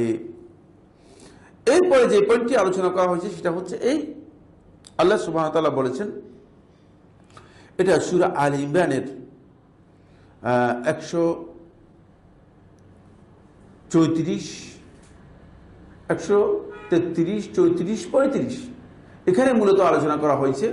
কিন্তু আমরা 34 নম্বর আয়াতের মধ্যে মূল বক্তব্যটি রয়েছে, মূল বক্তব্যটা আমরা আলোচনা করতেছি।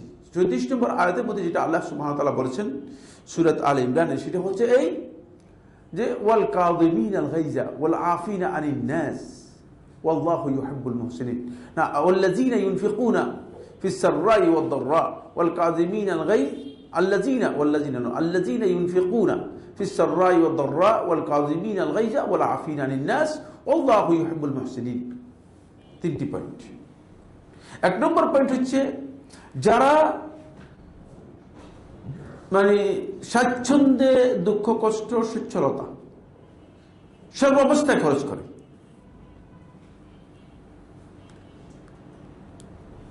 আমাদের মধ্যে অনেকের যখন আর্থিক সংকট হয় তখন তিনি আল্লাহ রাস্তায় খরচ করেন না, এটা কিন্তু গলত। তখন যদি খরচ করেন আপনি মানে, কারণ আল্লাহর রাস্তায় খরচের ব্যাপারে আল্লাহ তাআলা বান্দাকে ওয়াদা করেছেন। ইবনে আদম হাদিসে কুদসির মধ্যে ওয়াদা করেছেন, ইবনে আদম, হে আদম সন্তান, আনফিক উনফিক আলাইক, যে তুমি খরচ করো তাহলে আমি তোমার জন্য খরচ করব। সুতরাং এই সময় খরচ বেশি করতে পারলে ভালো, এই সময় বেশি খরচ করতে পারলে ভালো। সেটা আমার আলোচনা বাইরে অন্য আলোচনায় চলে যাবে, সেজন্য যাচ্ছি না। আল্লাযীনা ইউনফিকুনা ফিস সাররাই ওয়াদ দাররা, এটা হলো অন্যতম গুরুত্বপূর্ণ পয়েন্ট।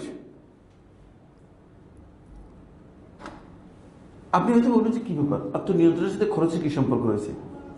এটা প্রশ্ন হবে না? যে কোনো ব্যক্তি প্রশ্ন করতে পারেন। পকেট থেকে টাকা বের করলে অন্তর পরিচ্ছন্ন হয়, দেখেন বের করে অন্তরে ময়লা দূর হয়ে যায়। আসলে ময়লা সব বুঝলেন না, টাকার মধ্যেই। এই জন্য টাকা খাওয়া যায় না। টাকা খাওয়া যায় নাকি? টাকা খেতে পারবেন নাকি? সাধারণ মানুষ হাত দিয়ে ধরে এর মধ্যে, কারণ হাজার হাজার লোকের হাত থাকার কারণে এর মধ্যে অনেক জার্ম, অনেক সমস্যা। বুঝতে পেরেছেন? এটা খাওয়া যায় না। পকেট থেকে বের করবেন, অন্তর পরিচ্ছন্ন হয়ে যাবে। এই জন্য আল্লাহ রাব্বুল আলামিন মানে আপনার অন্তরের নিয়ন্ত্রণের ব্যাপারে, অন্তর পরিচ্ছন্নতার বিষয়ে প্রথম কথা বলতেছেন যে আপনি যেভাবেই থাকেন, সচ্ছলতার মধ্যে থাকেন, অসচ্ছলতার মধ্যে থাকেন, কষ্টের মধ্যে থাকেন, তাহলেও কিন্তু আপনি কি করবেন? খরচ করবেন আল্লাহর রাস্তায়।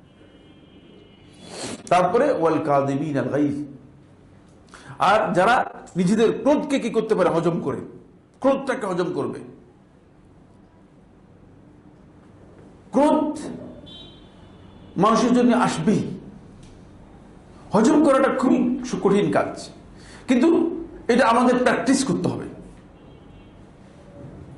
এই হজম করার পদ্ধতি হচ্ছে,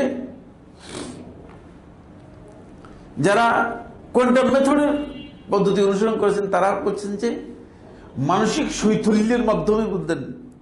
এগুলো আপনি পড়ছেন কিনা? পড়ছেন না? পড়েন না এগুলো? একজনও পড়েননি?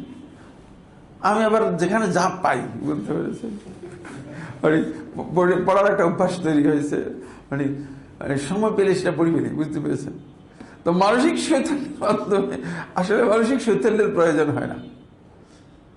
তারা সেটাকে মানে তাদের একটা পদ্ধতি তারা অনুসরণ করেছে, যোগের মাধ্যমে এবং মানসিক শৈথল্যের মাধ্যমে। কিন্তু আসলে এটার প্রয়োজন হয় না, মানসিক শৈথল্যের প্রয়োজন হয় না। সেটা হচ্ছে যে কোনো ব্যক্তি যখন রাগ আসবে, তখন ইসলামী শরিয়া তাকে সুনির্দিষ্টভাবে কিছু নির্দেশনা দিয়েছে, সেই নির্দেশনাগুলো অনুসরণ করলে সেটাকে তিনি কি করতে পারবেন? হজম করতে পারবেন।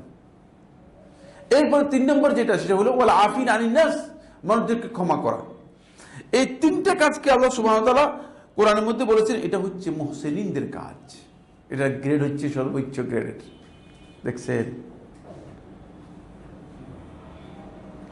ওয়াল্লাহু ইউহিব্বুল মুহসিনিন, আয়াতের শেষে আল্লাহ তাআলা বলতেছেন আল্লাহ তাআলা মুহসিনিনদেরকে পছন্দ করেন। সুতরাং এই 3টা কাজ হচ্ছে মূলত ইহসানের গ্রেড হচ্ছে সর্বোচ্চ গ্রেড। দ্বীনের মধ্যে ইহসানের গ্রেড হচ্ছে সর্বোচ্চ গ্রেড, আর এই কাজটা হচ্ছে মুহসিনিনদের কাজ। সুতরাং আপনি মুহসিনদের এই কাজে যদি যান, তাহলে আপনি কি করতে পারবেন? এটি করতে পারবেন। আসুন, সুন্নাহ আমাকে কি প্রেসক্রাইব করলো? রাসূলুল্লাহ সাল্লাল্লাহু আলাইহি ওয়াসাল্লাম হাদিস আত্মনিয়ন্ত্রণের ক্ষেত্রে যে কি কি প্রেসক্রাইব করেছে এর কিছু অংশে যাই। 1 নম্বর পয়েন্ট, রাসূলুল্লাহ সাল্লাল্লাহু আলাইহি ওয়াসাল্লামের অনেকগুলো আকওয়াল এবং মাওয়াকিফ, অনেকগুলো অবস্থান আছে যেগুলো খুব সুস্পষ্টভাবে আমাদেরকে এই দিক নির্দেশনা করেছে যে আমরা যাতে করে আত্মনিয়ন্ত্রণ করতে পারি এবং আত্মনিয়ন্ত্রণের যে গুরুত্ব, সেই গুরুত্বটা যেন আমরা উপলব্ধি করতে পারি। তার মধ্যে আবু হুরায়রা রাদিয়াল্লাহু বর্ণিত হাদিস, রাসূলুল্লাহ সাল্লাল্লাহু আলাইহি ওয়াসাল্লাম ইরশাদ করেন লাইসা শাদীদু বিসুরআহ, ওই ব্যক্তি শক্তিশালী নয় যে মানুষদেরকে কুস্তি অথবা মানে মানুষের সাথে মল্লযুদ্ধে নিজেকে বিজয় করতে পারে। ইন্নামা শাদীদ আল্লাযী ইয়ামলিকু নাফসাহু ইনদাল গাদব, প্রকৃত শক্তিশালী ব্যক্তি হচ্ছে সেই যে রাগের সময়, ক্রোধের সময় নিজের নফসের উপর নিয়ন্ত্রণ রাখতে পারে। দেখছেন? ক্লিয়ার করে দিয়েছে।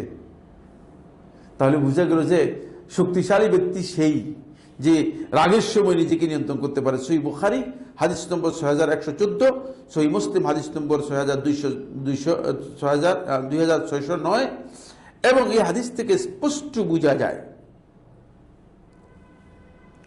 ইন্নাল কুওয়াতাল হাকিকিয়াতা লাইসাত কুওয়াতাল জাসাদ, যে প্রকৃত শক্তি মূলত শরীরের শক্তি নয়, প্রকৃত শক্তি হচ্ছে বাল কুওয়াতুল ইরাদা ওয়াত তাহাক্কুম ফিন নফস, ইচ্ছা শক্তি এবং নিজের নফসের উপর নিয়ন্ত্রণ হচ্ছে প্রকৃত শক্তি। এটা রাসূলুল্লাহ সাল্লাল্লাহু আলাইহি ওয়াসাল্লাম ক্লিয়ার করে দিয়েছেন। সুন্নাহর মাধ্যমে আল্লাহ নবী সাল্লাল্লাহু আলাইহি ওয়াসাল্লাম এটা আমাদেরকে ক্লিয়ার করে দিয়েছেন যে প্রকৃত শক্তি হচ্ছে মূলত আপনি মানে আত্মনিয়ন্ত্রণটা করতে পেরেছেন কিনা এটার উপর। দ্বিতীয় নম্বর যেটা আল্লাহ রাসূল সাল্লাল্লাহু আলাইহি ওয়াসাল্লাম আমাদেরকে প্রেসক্রাইব করেছেন সেটা হলো আবু হুরায়রা রাদিয়াল্লাহু তাআলা বর্ণিত হাদিস রাসূলুল্লাহ সাল্লাল্লাহু আলাইহি ওয়াসাল্লাম ইরশাদ করেন, আলা উখবিরুকুম বিমান তাহরুমু আলাইহিন নার, তোমাদেরকে কি ওই ব্যক্তি সম্পর্কে সংবাদ দেব না যার উপর জাহান্নাম হারাম হয়ে যাবে। তাহরুমু আলা কুল্লি হাইয়িনিন লাইয়িনিন সাহলিন করিব মিনান নাস, খুব স্পষ্ট বক্তব্য। হাদিস সুনান তিরমিজি 2488, হাদিস সুনান তিরমিজি 2488 দেখে নেবেন কিভাবে আল্লাহ রাসূল সাল্লাল্লাহু আলাইহি ওয়াসাল্লাম আত্মনিয়ন্ত্রণের ব্যাপারে বিষয়টিকে ক্লিয়ার করে দিয়েছেন। রাসূলুল্লাহ সাল্লাল্লাহু আলাইহি ওয়াসাল্লাম বলতেছেন যে তোমাদেরকে কি সংবাদ দেব না ওই ব্যক্তি সম্পর্কে যার উপর জাহান্নাম হারাম হয়ে যাবে। দেখেন কত শক্তিশালী একটা পুরস্কারের কথা বলতেছেন। সে হচ্ছে কুল্লু হাইয়িন, প্রত্যেক ওই ব্যক্তি যে একেবারে সাদা সিধা। হাইয়িন মানে সাদা সিধা, সাদা সিধা মানুষ দেখলে আমরা মনে করি বেকুব বেকুব, আসলে বেকুব না, আসল বেকুব না। আর যে মিথ্যা চলচাতুরি করে তাহলে আপনার লোকটা স্মার্ট। ভাই আপনি আপনার মানদণ্ড, আপনার মানদণ্ডটাই কি হয়ে গিয়েছে, উল্টে গেছে, মানদণ্ডটাই উল্টে গেছে। আপনি সাদারিতে মানুষকে রাসূলুল্লাহ সাল্লাল্লাহু আলাইহি ওয়াসাল্লাম কিভাবে বলতেছেন দেখেন, হাইয়িনের পরে বলছে লাইয়িন, নরম। কথায় নরম, আচরণে নরম। নরম দুই প্রকৃতির, হচ্ছে কথার দিক থেকে এবং আচরণের দিক থেকে নরম। তবে এখানে নরম বলতে ওই ব্যক্তিকে বোঝানো হয় নাই যে কাজে ঢিলা। আবার আপনি এখান থেকে অর্থ নিয়ে যদি আমাকে এটা বুঝে দিতে চেষ্টা করেন যে সাইফুল্লাহ ভাই আমরা তো এই কারণে ঢিলামি করতেছি। নরম বলতে কিন্তু এটা বুঝায় নাই, কাজে ঢিলা এটা বুঝায় নাই। খুব ভালো করে খেয়াল করেন, কাজে ঢিলামি করাটা কিন্তু নরমের দলিল নয়। কাজে ঢিলামি করাটা কি নয়, নরমের দলিল নয়। হাইয়িন সাহাল, সাহাল হচ্ছে সহজ। সহজ হচ্ছে কোন ক্ষেত্রে কঠোরতা আরোপ করে না, কঠোরতা মানে আরোপ করবে না।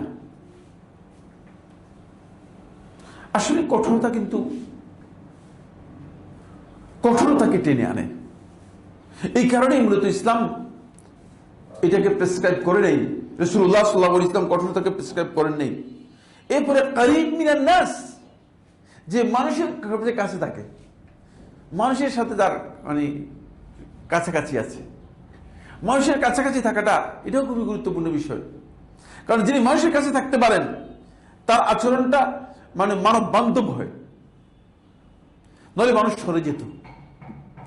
মুহাম্মদ সাল্লাল্লাহু আলাইহি ওয়াসাল্লাম সম্পর্কে আল্লাহ তাআলা কোরআনের মধ্যে এই কারণে বলে দিয়েছেন যে যদি আপনার আচরণটা এমন হতো তাহলে লান ফাদ্দু মিন হাওলিক, আপনার চতুর্দিক থেকে মানুষগুলো সব সরে যেত, মানুষগুলো চতুর্দিক থেকে সরে যেত। এখান থেকে খুবই স্পষ্ট যে বিষয়টি বোঝা যাচ্ছে যে হাদিস থেকে, সেটা হলো এই যে আত্মনিয়ন্ত্রণের অন্যতম গুরুত্বপূর্ণ দিক হচ্ছে আত্মনিয়ন্ত্রণ ব্যক্তিকে জাহান্নামের আগুন থেকে নাজাতের নিশ্চয়তা দেবে। দুই নম্বর যে বিষয়টি সেটা হলো এই আত্মনিয়ন্ত্রণের মৌলিক বৈশিষ্ট্যগুলো যেগুলো রাসূল সাল্লাল্লাহু আলাইহি ওয়াসাল্লাম প্রেসক্রাইব করেছেন, সেটা হচ্ছে মানুষের সাথে আপনার একটা বান্ধব পরিবেশ থাকতে হবে। মানুষের সাথে আপনার একটা বান্ধব পরিবেশ মানুষের সাথে থাকতে হবে, না হলে আপনি আত্মনিয়ন্ত্রণ করতে পারবেন না। আপনি মানে আত্মনিয়ন্ত্রণের বাইরে চলে যাবেন। এবার আমি যে পয়েন্টটি নিয়ে আলোচনা করব সেটা হচ্ছে আত্মনিয়ন্ত্রণের ক্ষেত্রে যে সমস্ত মানে বিষয়গুলো অথবা কারণগুলো ইফেক্টিভলি কাজ করে থাকে। কারণ আত্মনিয়ন্ত্রণটা এটা শুধুমাত্র সৃষ্টিগত বা প্রকৃতিগত বিষয় নয়, বরং এটা এমন একটি মাহারাত, এমন একটি স্কিল, যে স্কিলটা আপনাকে সফট স্কিল হিসেবে পরিচিত। এবং এই সফট স্কিল ডেভেলপমেন্ট কাজটা আপনাকে কখনো কখনো অর্জনের মাধ্যমে করতে হবে, কখনো কখনো বাস্তবায়নের মাধ্যমে করতে হবে। কখনো কখনো অর্জনের মাধ্যমে করতে হবে, কখনো কখনো বাস্তবায়নের মাধ্যমে করতে হবে। এই বিষয়গুলো যেগুলো এই আত্মনিয়ন্ত্রণের ক্ষেত্রে প্রভাব বিস্তার করে থাকে, সেগুলো প্রথম প্রকার হচ্ছে যেগুলো ঈমানী এবং রূহী, আত্মিক এবং ঈমানের যে সমস্ত মৌলিক বিষয়গুলো রয়েছে, সেগুলো প্রথম আলোচনার মধ্যে এটি আসবে। কিছু বিষয় আছে যেগুলো সকল ক্ষেত্রেই মানুষের জন্য কল্যাণের এবং মানুষের পরিশুদ্ধি ও সংশোধন পরিমার্জনের ভিত্তি। এটা ঈমান, একজন ব্যক্তির ঈমানকে শক্তিশালী করার জন্য দরকার, একজন ব্যক্তি আত্মনিয়ন্ত্রণের জন্য দরকার, এটা সকল ক্ষেত্রেই প্রয়োজন। সেই বিষয়গুলো ঈমান এবং আত্মিক যে কারণগুলো রয়েছে, সেই কারণগুলো আলোচনার মধ্যে প্রথম নম্বর হচ্ছে আল ঈমানুল আমিক ওয়া মুরাকাবাতুল্লাহি সুবহানাহু ওয়া তাআলা। আপনার ঈমানটা মজবুত এবং দৃঢ় ঈমান হতে হবে, এবং আল্লাহ তাআলার পর্যবেক্ষণ আপনার সার্বক্ষণিক আপনার দুই চোখের সামনে থাকতে হবে। এটা হলো প্রথম পয়েন্ট। আপনি আত্মনিয়ন্ত্রণ করার জন্য যেই পয়েন্টগুলো আপনার দরকার হবে, এটা আমরা সবাই জানি। যদি কোনো ব্যক্তি দৃঢ় ঈমানের সাথে এটা বিশ্বাস করে যে আন্নাল্লাহা মুত্তালিউন আলা খাফায়াদ দামাইর, আল্লাহ রাব্বুল আলামিন আমার যত কাজ আছে সেগুলো তো দেখে, এবং আমার অন্তরের মধ্যে যেগুলো আমি গোপন করে রেখেছি এই গোপন বিষয়গুলোও দেখে, তাহলে সেই ব্যক্তি কি কোনোদিন নিজের আত্মনিয়ন্ত্রণের বাইরে যাওয়ার সুযোগ আছে? সুযোগ নেই। এই জন্য আল্লাহ তাআলা সূরা গাফিরের 19 নম্বর আয়াতের মধ্যে আল্লাহ রাব্বুল আলামিন বিষয়টি ক্লিয়ার করে দিয়েছেন। সূরা গাফিরের 19 নম্বর আয়াতের মধ্যে আল্লাহ তাআলা বিষয়টি ক্লিয়ার করে দিয়েছেন। আল্লাহ তাআলা পরিচয় করে দিচ্ছেন যে ইয়ালামু খাইনাতাল আ'য়ুন ওয়া মা তুখফিস সুদূর, তিনি তোমাদের চোখ যে খেয়ানত করে থাকে সেই খেয়ানতের বিষয়টা তিনি পরিপূর্ণরূপে জানেন। ওয়া মা তুখফিস সুদূর, এবং তোমরা অন্তরের মধ্যে যেটা গোপন করো সেটাও জানেন, এটাই জানেন। তাই মুমিন এই ক্ষেত্রে সর্বোচ্চ আল্লাহ তাআলার পর্যবেক্ষণকে অগ্রাধিকার দিবে, অনুভূতির মধ্যে তার জাগ্রত থাকবে সর্বাবস্থায়। যখন সিগনেচার করবেন তখন আপনার খেয়াল থাকবে যে আমার আল্লাহ তাআলা দেখতেছেন, কিসের উপর সিগনেচার করতেছে। যখন আপনি হ্যাঁ ভোট দিচ্ছেন, হ্যাঁ জাহিরের মতো, আপনি জানেন কিয়ামতের দিন আপনার এই হ্যাঁ হয়তো জাহান্নামে যাওয়ার কারণ হয়ে যেতে পারে, ঠিক না? তো আপনি কিসের ভিত্তিতে বলতেছেন? আল্লাহ রাব্বুল আলামিনের পর্যবেক্ষণকে আপনি কি আসলে সেখানে অগ্রাধিকার দিচ্ছেন কিনা সেটা আপনাকে খেয়াল রাখতে হবে। যে তাই নিজেকে আপনি কোনোভাবেই কি করতে পারবেন না, কোনোভাবেই ছেড়ে দিতে পারবেন না, একেবারে ওপেন করে দিলেন, উন্মুক্ত করে দিলেন, সেটা আপনার জন্য বৈধ হবে না।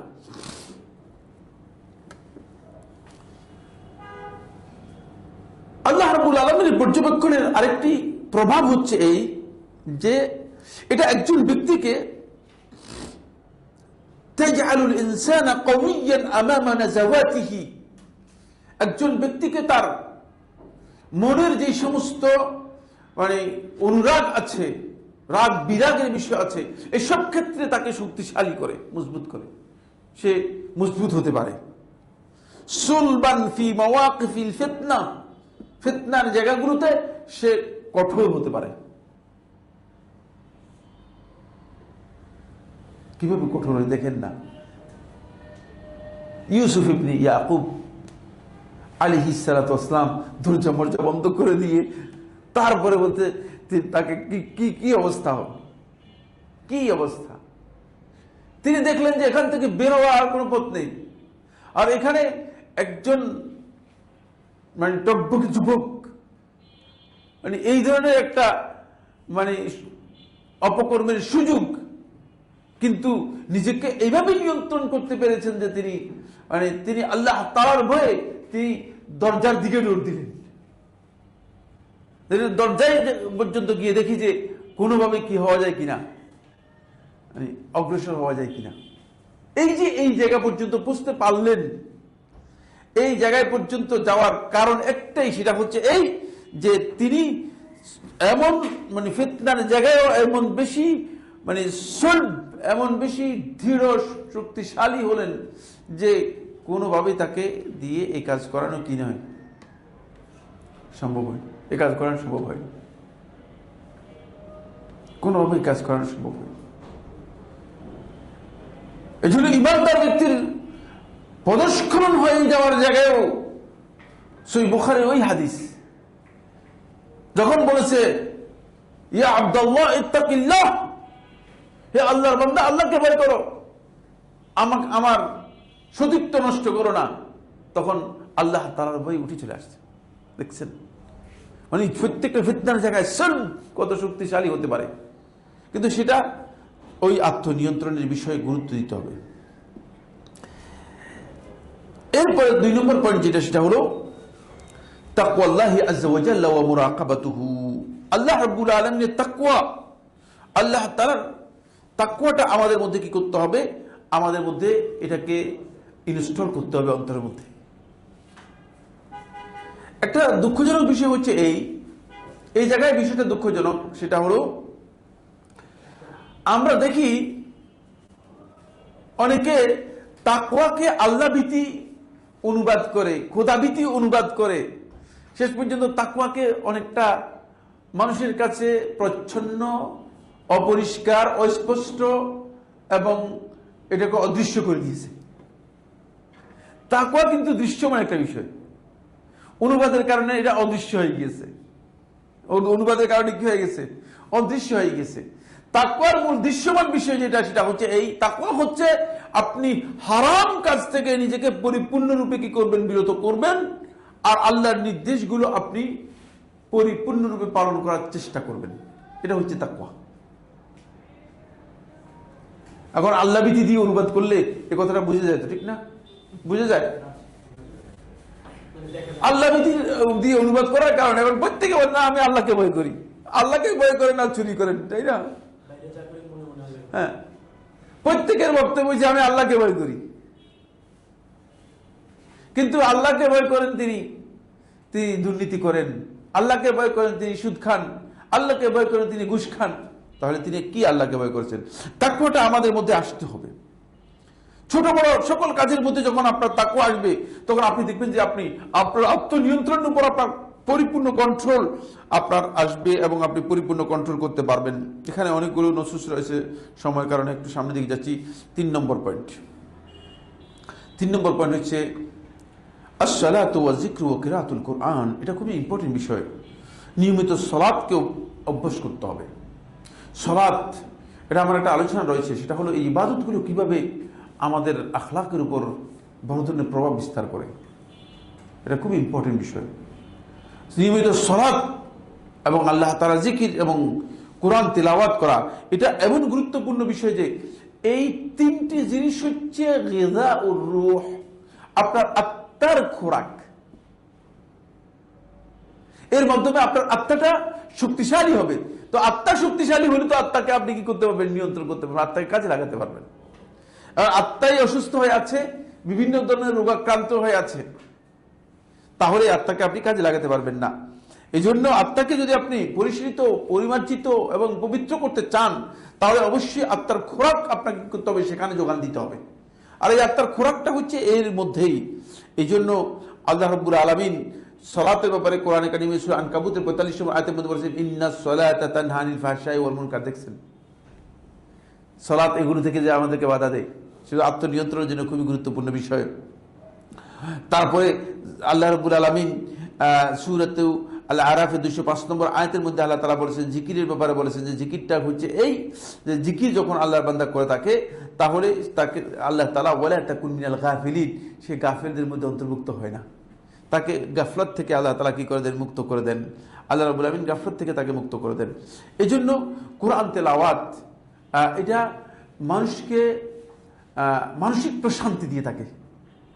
আলা বিযিকরিল্লাহি তাতমাইন্নুল কুলুব, এর মাধ্যমে মানসিক আপনার প্রশান্তি লাভ হবে। নিয়মিত কোরআন তেলাওয়াতকে একটা অভ্যাস করতে হবে। যিনি আত্মনিয়ন্ত্রণে কাজ করবেন তার জন্য এটা খুবই গুরুত্বপূর্ণ বিষয়। আপনি দেখবেন যে আপনি যদি কোরআন তেলাওয়াত নিয়মিত করেন, তাহলে আপনার আচরণটাই চেঞ্জ হয়ে যাবে, আপনার আচরণই চেঞ্জ হয়ে যাবে।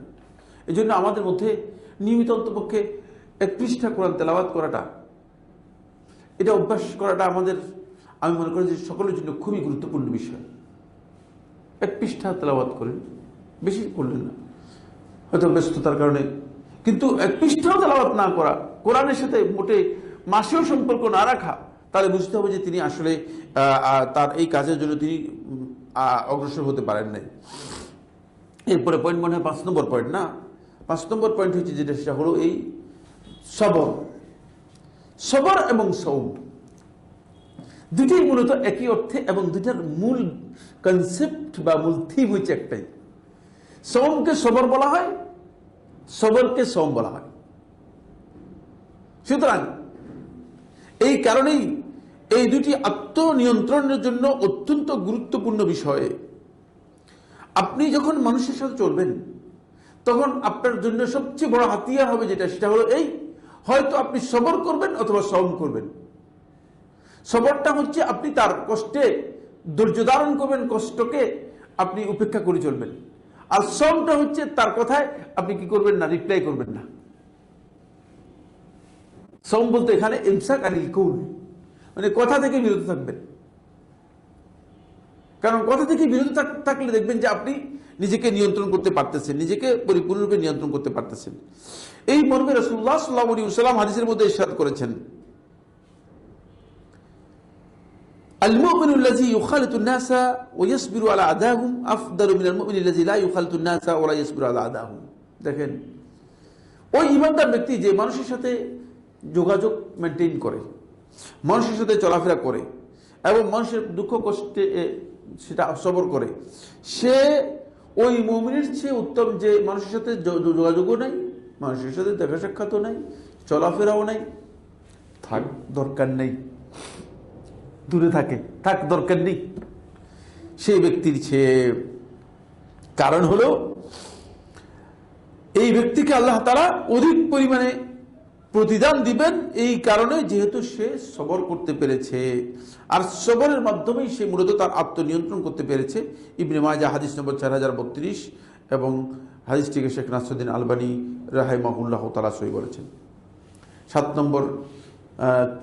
নম্বর পয়েন্ট হচ্ছে আল ইলমু শারঈ ওয়াল ওয়াই আদ-দীনী। শরঈ জ্ঞান, আপনাকে শরীয়তের জ্ঞান আপনার থাকতে হবে, এবং আল ওয়াই আদ-দীনী, দ্বীনের আপনার উপলব্ধি থাকতে হবে। মানে ইসলামের যে চেতনা আছে সেই চেতনাটুকু আপনার থাকতে হবে, দ্বীনি চেতনা থাকতে হবে। শরীয়তের জ্ঞান আছে, অনেকের কাছে বইয়ের জ্ঞান আছে, সার্টিফিকেট আছে, কিন্তু আসলে দ্বীনের মৌলিক চেতনাটুকু নেই, তাহলে তার মধ্যে কাজ করবে না। এটা আপনার জন্য খুবই গুরুত্বপূর্ণ বিষয়। কারণ হচ্ছে ইলম হচ্ছে নূর, এটা আপনাকে আলো দিয়ে আপনার মূল রাস্তা কোনটা সেটা আপনাকে কি করবে, এনলাইটেড করে দেবে, আলোকিত করে দেবে। আর মূর্খতা হচ্ছে অন্ধকার। ফলে কোন ব্যক্তি যদি জাহিল হয়ে থাকে, তাহলে সেই ব্যক্তি আল্লাহ তাআলার সীমারেখাগুলো বুঝতে পারবে না।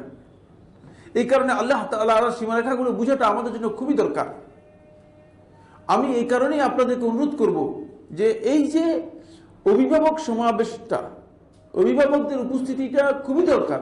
কারণ অভিভাবকরা এর মাধ্যমে মানে শরীয়র কিছু বিষয় যদি জানে, এটাকে অভিভাবকদের লাভ হবে না ক্ষতি হবে, কি মনে করেন আপনার? হ্যাঁ, একজনের কথা বুঝেন নাই? লাভ হবে, এটা বলতে হবে, লাভ হবে। কারণ আপনার প্রয়োজন আছে, আমাদের সকলেরই তো প্রয়োজন রয়েছে। আপনি মনে করেছেন যে আপনার সন্তানের জন্য মানে দ্বীনের জ্ঞান প্রয়োজন রয়েছে, আর আপনার জন্য প্রয়োজন নেই, তাহলে তো আপনি মানে দ্বীনের জ্ঞানের ব্যাপারে আপনি আসলে এখনো ভুল কনসেপ্টের মধ্যে আছেন, এখনো ভুল কনসেপ্টের মধ্যে আছেন। আপনার কনসেপ্টটা এখনো কি ক্লিয়ার হয়নি, এটা খেয়াল রাখতে হবে। এটা আমাদেরকে কি করতে হবে, অর্জন করার জন্য চেষ্টা করতে হবে। ফলে সলফে সালেহিনদের মধ্যে শেখুল ইসলাম ইবনে কাইয়িম রাহমাতুল্লাহ বলেন, আল ইলমু ইউআরিফুকা বিকদরিল্লাহ। যদি তুমি ইলম অর্জন করো, তাহলে ইলম তোমাকে আল্লাহ তাআলার মর্যাদা, আল্লাহ তাআলার গ্রেড, আল্লাহ তাআলার সম্মানের জায়গাটা তোমাকে পরিচয় করে দিবে। ওয়া ইউআরিফুকা বিদাফি নাফসিকা, এবং তোমার নিজের মধ্যে মানে আত্মায় কোথায় কোথায় দুর্বলতা আছে, আত্মিক দুর্বলতা কোন কোন পয়েন্টে আছে, সেটাও তোমাকে কি করবে, চিহ্নিত করে দিবে। ফায়ুসাহিরু আলাইকা দাবতাহা, তাহলে আত্মনিয়ন্ত্রণের পথটা তোমার জন্য সহজ হয়ে যাবে। এটা খুবই দরকার। এরপরে কত নম্বর? 7 নম্বর পয়েন্ট। 7 নম্বর পয়েন্ট হচ্ছে যে বিষয়টি, সেটা হলো সুহবাতুস সালেহিনা ও মাজালিসুজ যিকরি, এটা আলোচনার বিষয় হয়ে গিয়েছে। সৎ কর্মশীল মানুষদের সাথে আপনার বন্ধুত্ব, সখ্যতা, সাহচর্য থাকতে হবে। এবং মাজালিসুজ যিকর, যেখানে আপনার উপদেশ, আল্লাহ এবং তার রাসূলের কথা আলোচনা হয়ে থাকে, সেগুলোতে আপনার উপস্থিতি থাকতে হবে। এগুলো আপনার অন্তরটাকে পরিবর্তন করে, কিছু না কিছু পরিবর্তন হবেই। মানে এমন কোন ব্যক্তি নেই যার অন্তরের মধ্যে যদি কোনো কারণে কথা প্রভাব বিস্তার না করে, তাহলে বুঝতে হবে যে এই ব্যক্তির অন্তর মরে গিয়েছে। মৃত অন্তরকে জীবিত করতে হবে আগে। এই জন্য আপনাকে এই জায়গাগুলোতে অংশগ্রহণ করতে হবে, কারণ এগুলোতে অংশগ্রহণ করলে আপনি সবচেয়ে বেশি সুযোগ পাবেন। সালফে সালিহিনদের মধ্যে অনেকেই বলেছেন যে as-সাহিবুস সালেহ, মানে তোমার সৎসঙ্গী ইউযাক্কিরুকা বিল্লাহ, তোমাকে আল্লাহ তাআলার কথা স্মরণ করে দিবে। ওয়া ইউঈনুকা আলা ওয়াক্তি নাযাওয়াতিকা, এবং তোমার এই আত্মার যে সমস্ত মানে ভুল যে সমস্ত দিক আছে, সেগুলোর ব্যাপারে তোমাকে কি করবে? সহযোগিতা করবে, সেগুলো থেকে তোমাকে বাঁচানোর জন্য সহযোগিতা করবে। এই জন্য আপনি দেখেন, একজন ভালো লোকের সাথে যদি আপনি একাধিক ভালো লোকের সাথে আপনার সম্পর্ক তৈরি করেন, দেখবেন যে তাদের কাছ থেকে আপনি যে পরামর্শ পাবেন, সেই পরামর্শটা আপনার জীবনের জন্য অনেকটা পরিবর্তন নিয়ে আসবে এবং অনেক পরিবর্তন আসবে। এরপরের 8 নম্বর পয়েন্ট হচ্ছে যেটা, সেটা হলো এই মুহাসাবাতুন নাফসি ওয়া মুরাকাবাতুহা। নফসকে আত্মসমালোচনা করা এবং আত্মপরিচর্যা করা।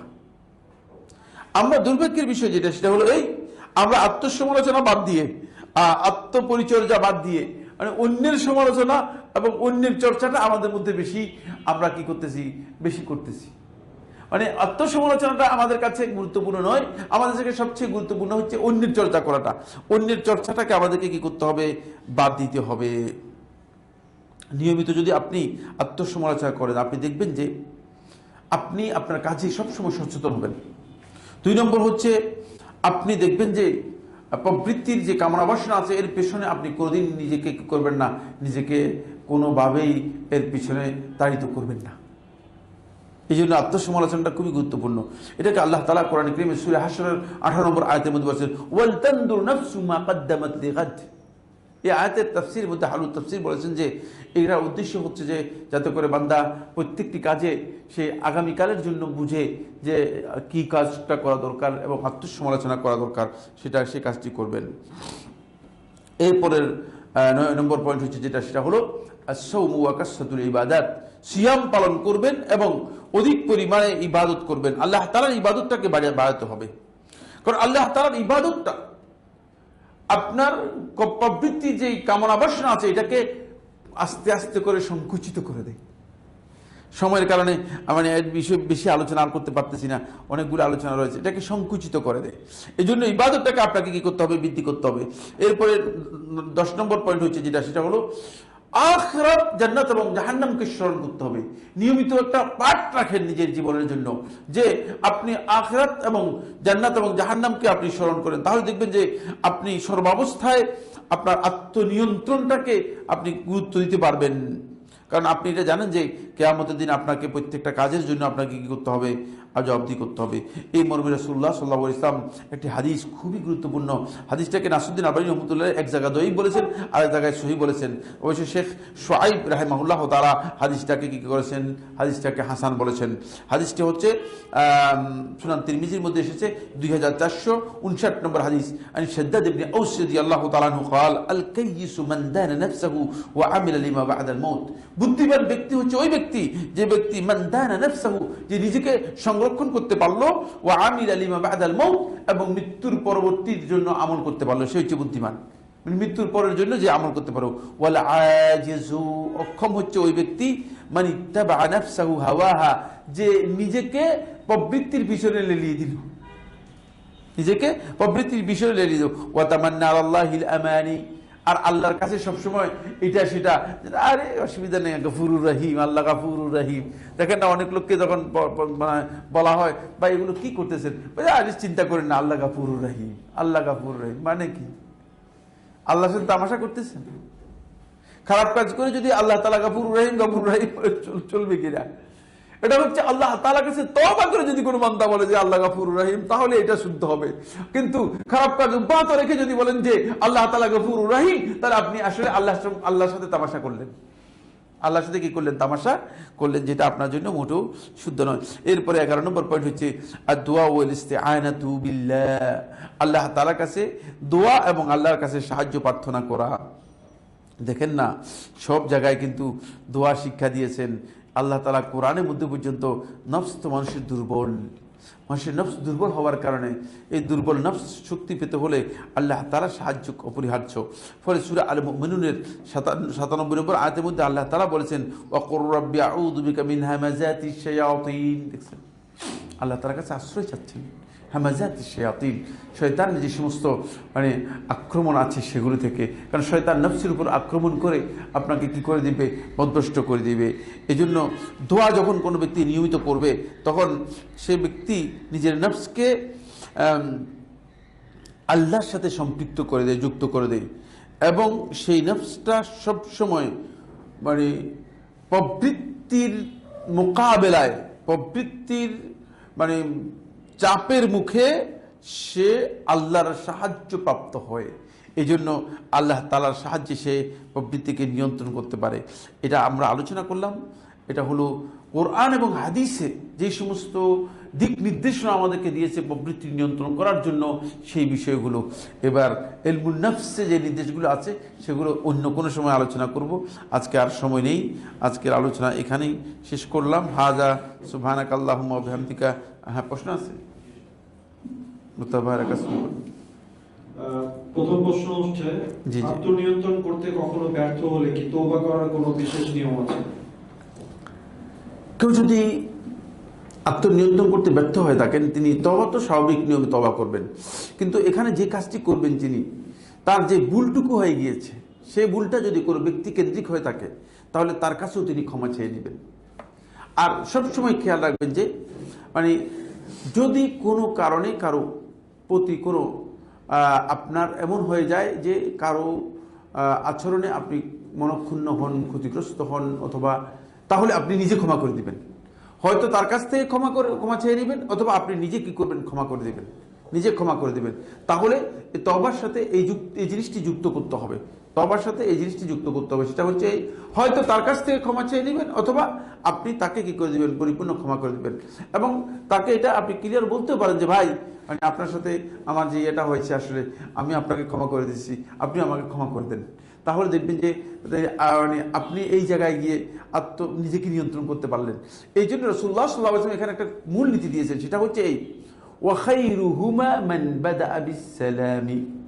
দেখছেন, খায়রুহুমা, তাদের মধ্যে, ওই দুইজনের মধ্যে ভালো হচ্ছে, উত্তম হচ্ছে ওই ব্যক্তি যে সালাম দিয়ে শুরু করল। সুতরাং আপনি যখন তাকে দেখবেন, তখন সালাম দিলে বুঝে যাবে যে না, আপনার মধ্যে আপনি ছেড়ে দিচ্ছেন। আর যদি দেখেন দেখা হলে এভাবে করে চলে গেলেন, মনে করবে যে এই লোকটা তো দেখতেছি যে বড় শয়তান, সেও মনে করবে, তখন আরো কি হয়ে যাবে? বিদ্বেষ, আরো অন্তরের জ্বালাটা বেড়ে যাবে। জি, তওবার যে এলিমেন্ট গুলো, অনুশোচনা, পুনরায় না করার প্রতিজ্ঞা, ক্ষমা চাওয়া, এগুলো মুখে উচ্চারণ করতে হবে নাকি মনে মনে চিন্তা করা যথেষ্ট তওবার ক্ষেত্রে? না, মুখে উচ্চারণ করার বিষয় নেই। মুখে উচ্চারণ করবেন শুধুমাত্র আস্তাগফিরুল্লাহ ওয়া আতুবু ইলাইহি, যেটা ইস্তেগফারের যে আলফাজগুলো আছে সেগুলো মুখে উচ্চারণ করবেন, মুখে উচ্চারণ করবেন। এবং মুখে উচ্চারণ করাটা আল্লাহ তাআলার কাছে যেখানে যেটা নফস দ্বারা সাব্যস্ত হয়েছে সেটা, আর বাকিটা আপনি আসলে অন্তরের অনুশোচনাটা অন্তরের সাথে যুক্ত। আর নাদমু মিন আমালি কলবি, এটা অন্তরের কাজ, এটা মুখের কাজ না। মুখে আপনি শুধু এতটুকু নিজেকে করতে পারেন যে না, আমার আসলে কাজটা সঠিক হয়নি। আর এই কথাটা যদি আপনি অন্যের কাছে তুলে ধরতে পারেন, তাহলে এটা আপনার মহত্ব। এটা অনেকে পারবে না, এটা সহজে না, এটা সহজে না। কিন্তু যদি পারে, তাহলে সে তার মহত্ব বলবে যে ভাই, আমি যে কাজটা করলাম, আসলে আমি পরে চিন্তা করেছি আমার কাজটা সঠিক হয়নি। এটা খুবই গুরুত্বপূর্ণ, এটা খুবই গুরুত্বপূর্ণ। জি, আসসালামু আলাইকুম সাহেব, আপনি কোয়ান্টামের ব্যাপারে বলেছেন। আমার প্রশ্ন হলো, যারা কোয়ান্টাম মেথড ফলো করছে তাদেরকে কিভাবে এই পথ থেকে ফিরিয়ে আনা যায়, কারণ তাদের মতে তারা যা করছে সেটা সঠিক। প্রথম কথা হচ্ছে, তারা যে কাজটি করতেছে সেই কাজটি সঠিক নয়, এটা শিরক। শিরক সঠিক হয় কিভাবে? সঠিক শিরক, কোনো সন্দেহ নেই। কারণ এখানে আপনি একটু পড়লেই পেয়ে যাবেন, এই বিষয়ের পর অনেক বই আছে। তাদেরকে বুঝাতে হবে যে আসলে আপনি যেই মানে অন্তরের মহাগুরু, আপনি যাকে বলতেছেন যে অনুসন্ধান করতেছেন, তিনি কে? আল্লাহ ছাড়া আর অন্য কেউ? হ্যাঁ, যদি আল্লাহ ছাড়া অন্য কেউ হয় তাহলে আপনি তো প্রকাশ্য শিরকের মধ্যে রয়েছেন, প্রকাশ্য শিরকের মধ্যে রয়েছেন। দ্বিতীয় নম্বর বিষয় হচ্ছে, যে কাজটি আপনি করতেছেন এই কাজটা কি? এটা কি ইসলামী শরিয়া অনুমোদিত? কারণ আমরা বলেছি যে আমাদের কাছে তিনটা জিনিস আছে, এটা আগে প্রথমবার বলে দিয়েছি, তিনটা জিনিস আছে, হয়তো আকল, অথবা শরীয়ত, অথবা কি মানে আমরা যেটা বলেছি যে আমাদের কাছে মানে সুনির্দিষ্ট যে পদ্ধতি আছে সেই পদ্ধতির বাইরে গিয়ে আমি মুসলিম হিসেবে আমার জীবনযাপন সম্ভব না। এখন আপনি আকল দিয়ে কি আপনি একথা প্রমাণ করতে পারবেন যে আপনি যে কাজটা করতেছেন এই কাজটা মানে এমন কাজ যেটা ইসলাম অনুমোদন দিয়েছে অথবা শরীয়ত অনুমোদন দিয়েছে? কারণ এই কাজের ভিত্তি কি? তাহলে হয়তো তারা মানে এটা স্পষ্ট হবে যে কাজের কোনো ভিত্তি আসলে নেই। এটা উপরন্তু যে জিনিসটা এখানে যুক্ত হয়েছে সেটা হচ্ছে এই, বহু আগ থেকেই যোগ, এটাকে বলা হয় প্রযুক্তির মাধ্যমে, অথবা যোগ ব্যায়াম নাম দিয়েছে, কিন্তু ব্যায়াম নয় আসলে, এটাকে কি বলা হয়, তাকে যোগ এক্সারসাইজকে যোগ সাধনা, ইস ভেরি গুড, শব্দটাই তালাশ করতেছিলাম, পাচ্ছিলাম। যোগ সাধনাটাকেই মূলত মানে বুদ্ধিস্টরা একটা মানে অন্তরের ডেভেলপমেন্টের মৌলিক বিষয় হিসেবে কি করেছে, চিহ্নিত করেছে। ফলে গৌতম সে একদিক থেকে নাস্তিক, আপনারা জানেন, এটা জানেন, তারা নাস্তিক, কিন্তু তারা আল্লাহতে বিশ্বাস করে না। তারা আল্লাহতে বিশ্বাস করে না। তারা মনে করে থাকে যে এই যে যোগ সাধনার মাধ্যমে আপনি এমন এক পর্যায়ে উত্তীর্ণ হয়ে যেতে পারবেন যে আপনি মহাশক্তির সাথে আপনাকে কি করতে পারবেন, যুক্ত করে দিতে পারবেন। পুরো বিষয়টাই আসলে শিরকি। সুতরাং এটা লোকদেরকে বুঝাতে হবে, এবং এই বিষয়ের উপর অনেকগুলো লেখাও আছে, সেই লেখাগুলো মানুষের কাছে আমাদেরকে প্রচার করতে হবে। দুর্ভাগ্যের বিষয় হচ্ছে এই, আমাদের দেশে মানুষগুলো হলো হুজুগের বাঙালি নাম দেওয়া আছে, হুজুগে বাঙালি। একদিকে সুরছে তো সুরছে, বুঝাই দিয়েছে যে এর মাধ্যমে এই এই সুবিধা, আসলে কি সুবিধা, কিচ্ছু না। এবং ফলে লক্ষ লক্ষ টাকা ব্যয় করা হচ্ছে। এটা প্রকৃত যদি তদন্ত হয়ে থাকে, এই তদন্তের মাধ্যমে হয়তো এটাও স্পষ্ট হবে যে এটা আসলে কোনো ইন্টারনাল আন্তর্জাতিক কোনো ষড়যন্ত্রের পার্ট কিনা। আল্লাহ তাআলাই ভালো জানেন, আমি আর সেদিকে ঢুকলাম না। ঠিক আছে, কেউ যদি আমাদের সাথে খুব অন্যায় কিছু করে এবং আমরা ক্ষমা করে দিয়েছি, কিন্তু মন থেকে ওই ঘটনাটি দূর করতে পারি না, তখন কি করণীয়? না, তাহলে ক্ষমা করতে পারেন নাই। মন থেকে দূর করার নামই হচ্ছে ক্ষমা।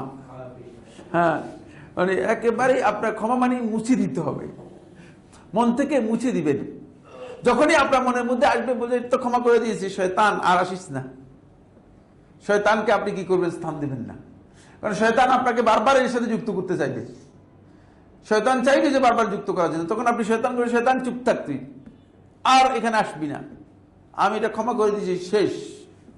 অন্তরটা যখন আপনার পরিচ্ছন্ন হয়ে যাবে, তখন আপনি নিজেই অন্তর আপনার দেখবেন যে মানে পরিচ্ছন্ন অন্তরের ব্যক্তিকে সবসময় দেখতে পাবেন যে প্রফুল্ল, আর অপরিচ্ছন্ন অন্তরের ব্যক্তিকে সবসময় দেখতে পাবেন যে লোডেড। লোডেড বুঝুন তো, মানে 100 কেজি 200 কেজি মাথার উপর যেমন বোঝা দিলে যেমন সবসময় এরকম থাকে, এর সবসময় এরকম দেখবেন, সব সময় দেখবেন যে লোড করে, মানে নিজেকে লোড করে রাখছে। কেন অন্যের অপরাধ, অন্যের বিষয়গুলো নিজের মাথার উপর লোড নিয়ে আপনি বসে থাকবেন? প্রশ্নই আসে না। এই লোড নেওয়াটা আপনার জন্য বৈধই না। সুতরাং একেবারে ফেলে দেন, সরিয়ে দেন। সরিয়ে দিলে আপনি আল্লাহ তাআলার কাছে মর্যাদা পাবেন এবং নিজেও খুব পরিচ্ছন্ন। আপনি সকালবেলা ঘুম থেকে উঠবেন, আপনার কাছে খুব ভালো লাগবে, রাত্র পর্যন্ত যা ছিল সব ক্ষমা। সকালবেলা উঠলেন মানে একেবারেই পরিচ্ছন্ন। কিন্তু অন্তর থেকে যিনি বুঝতে পারেন না, তিনি মানে এটা হচ্ছে তিনি মানে প্রকৃত তওবা করতে পারেন নাই। জি, আমি যদি আমার কণ্ঠের পর্দা করতে চাই এবং নন মাহরামের সামনে যেতে না চাই, তখন আমাকে কেউ ফোর্স করলে কি করবে? কেউ যদি ফোর্স করে তাকে বুঝে বলবার চেষ্টা করবেন। আর কণ্ঠের পর্দা বলতে মহিলাদের কণ্ঠ কিন্তু ইয়ে নয়, এটা কি জানি, এটা আওরত নয়।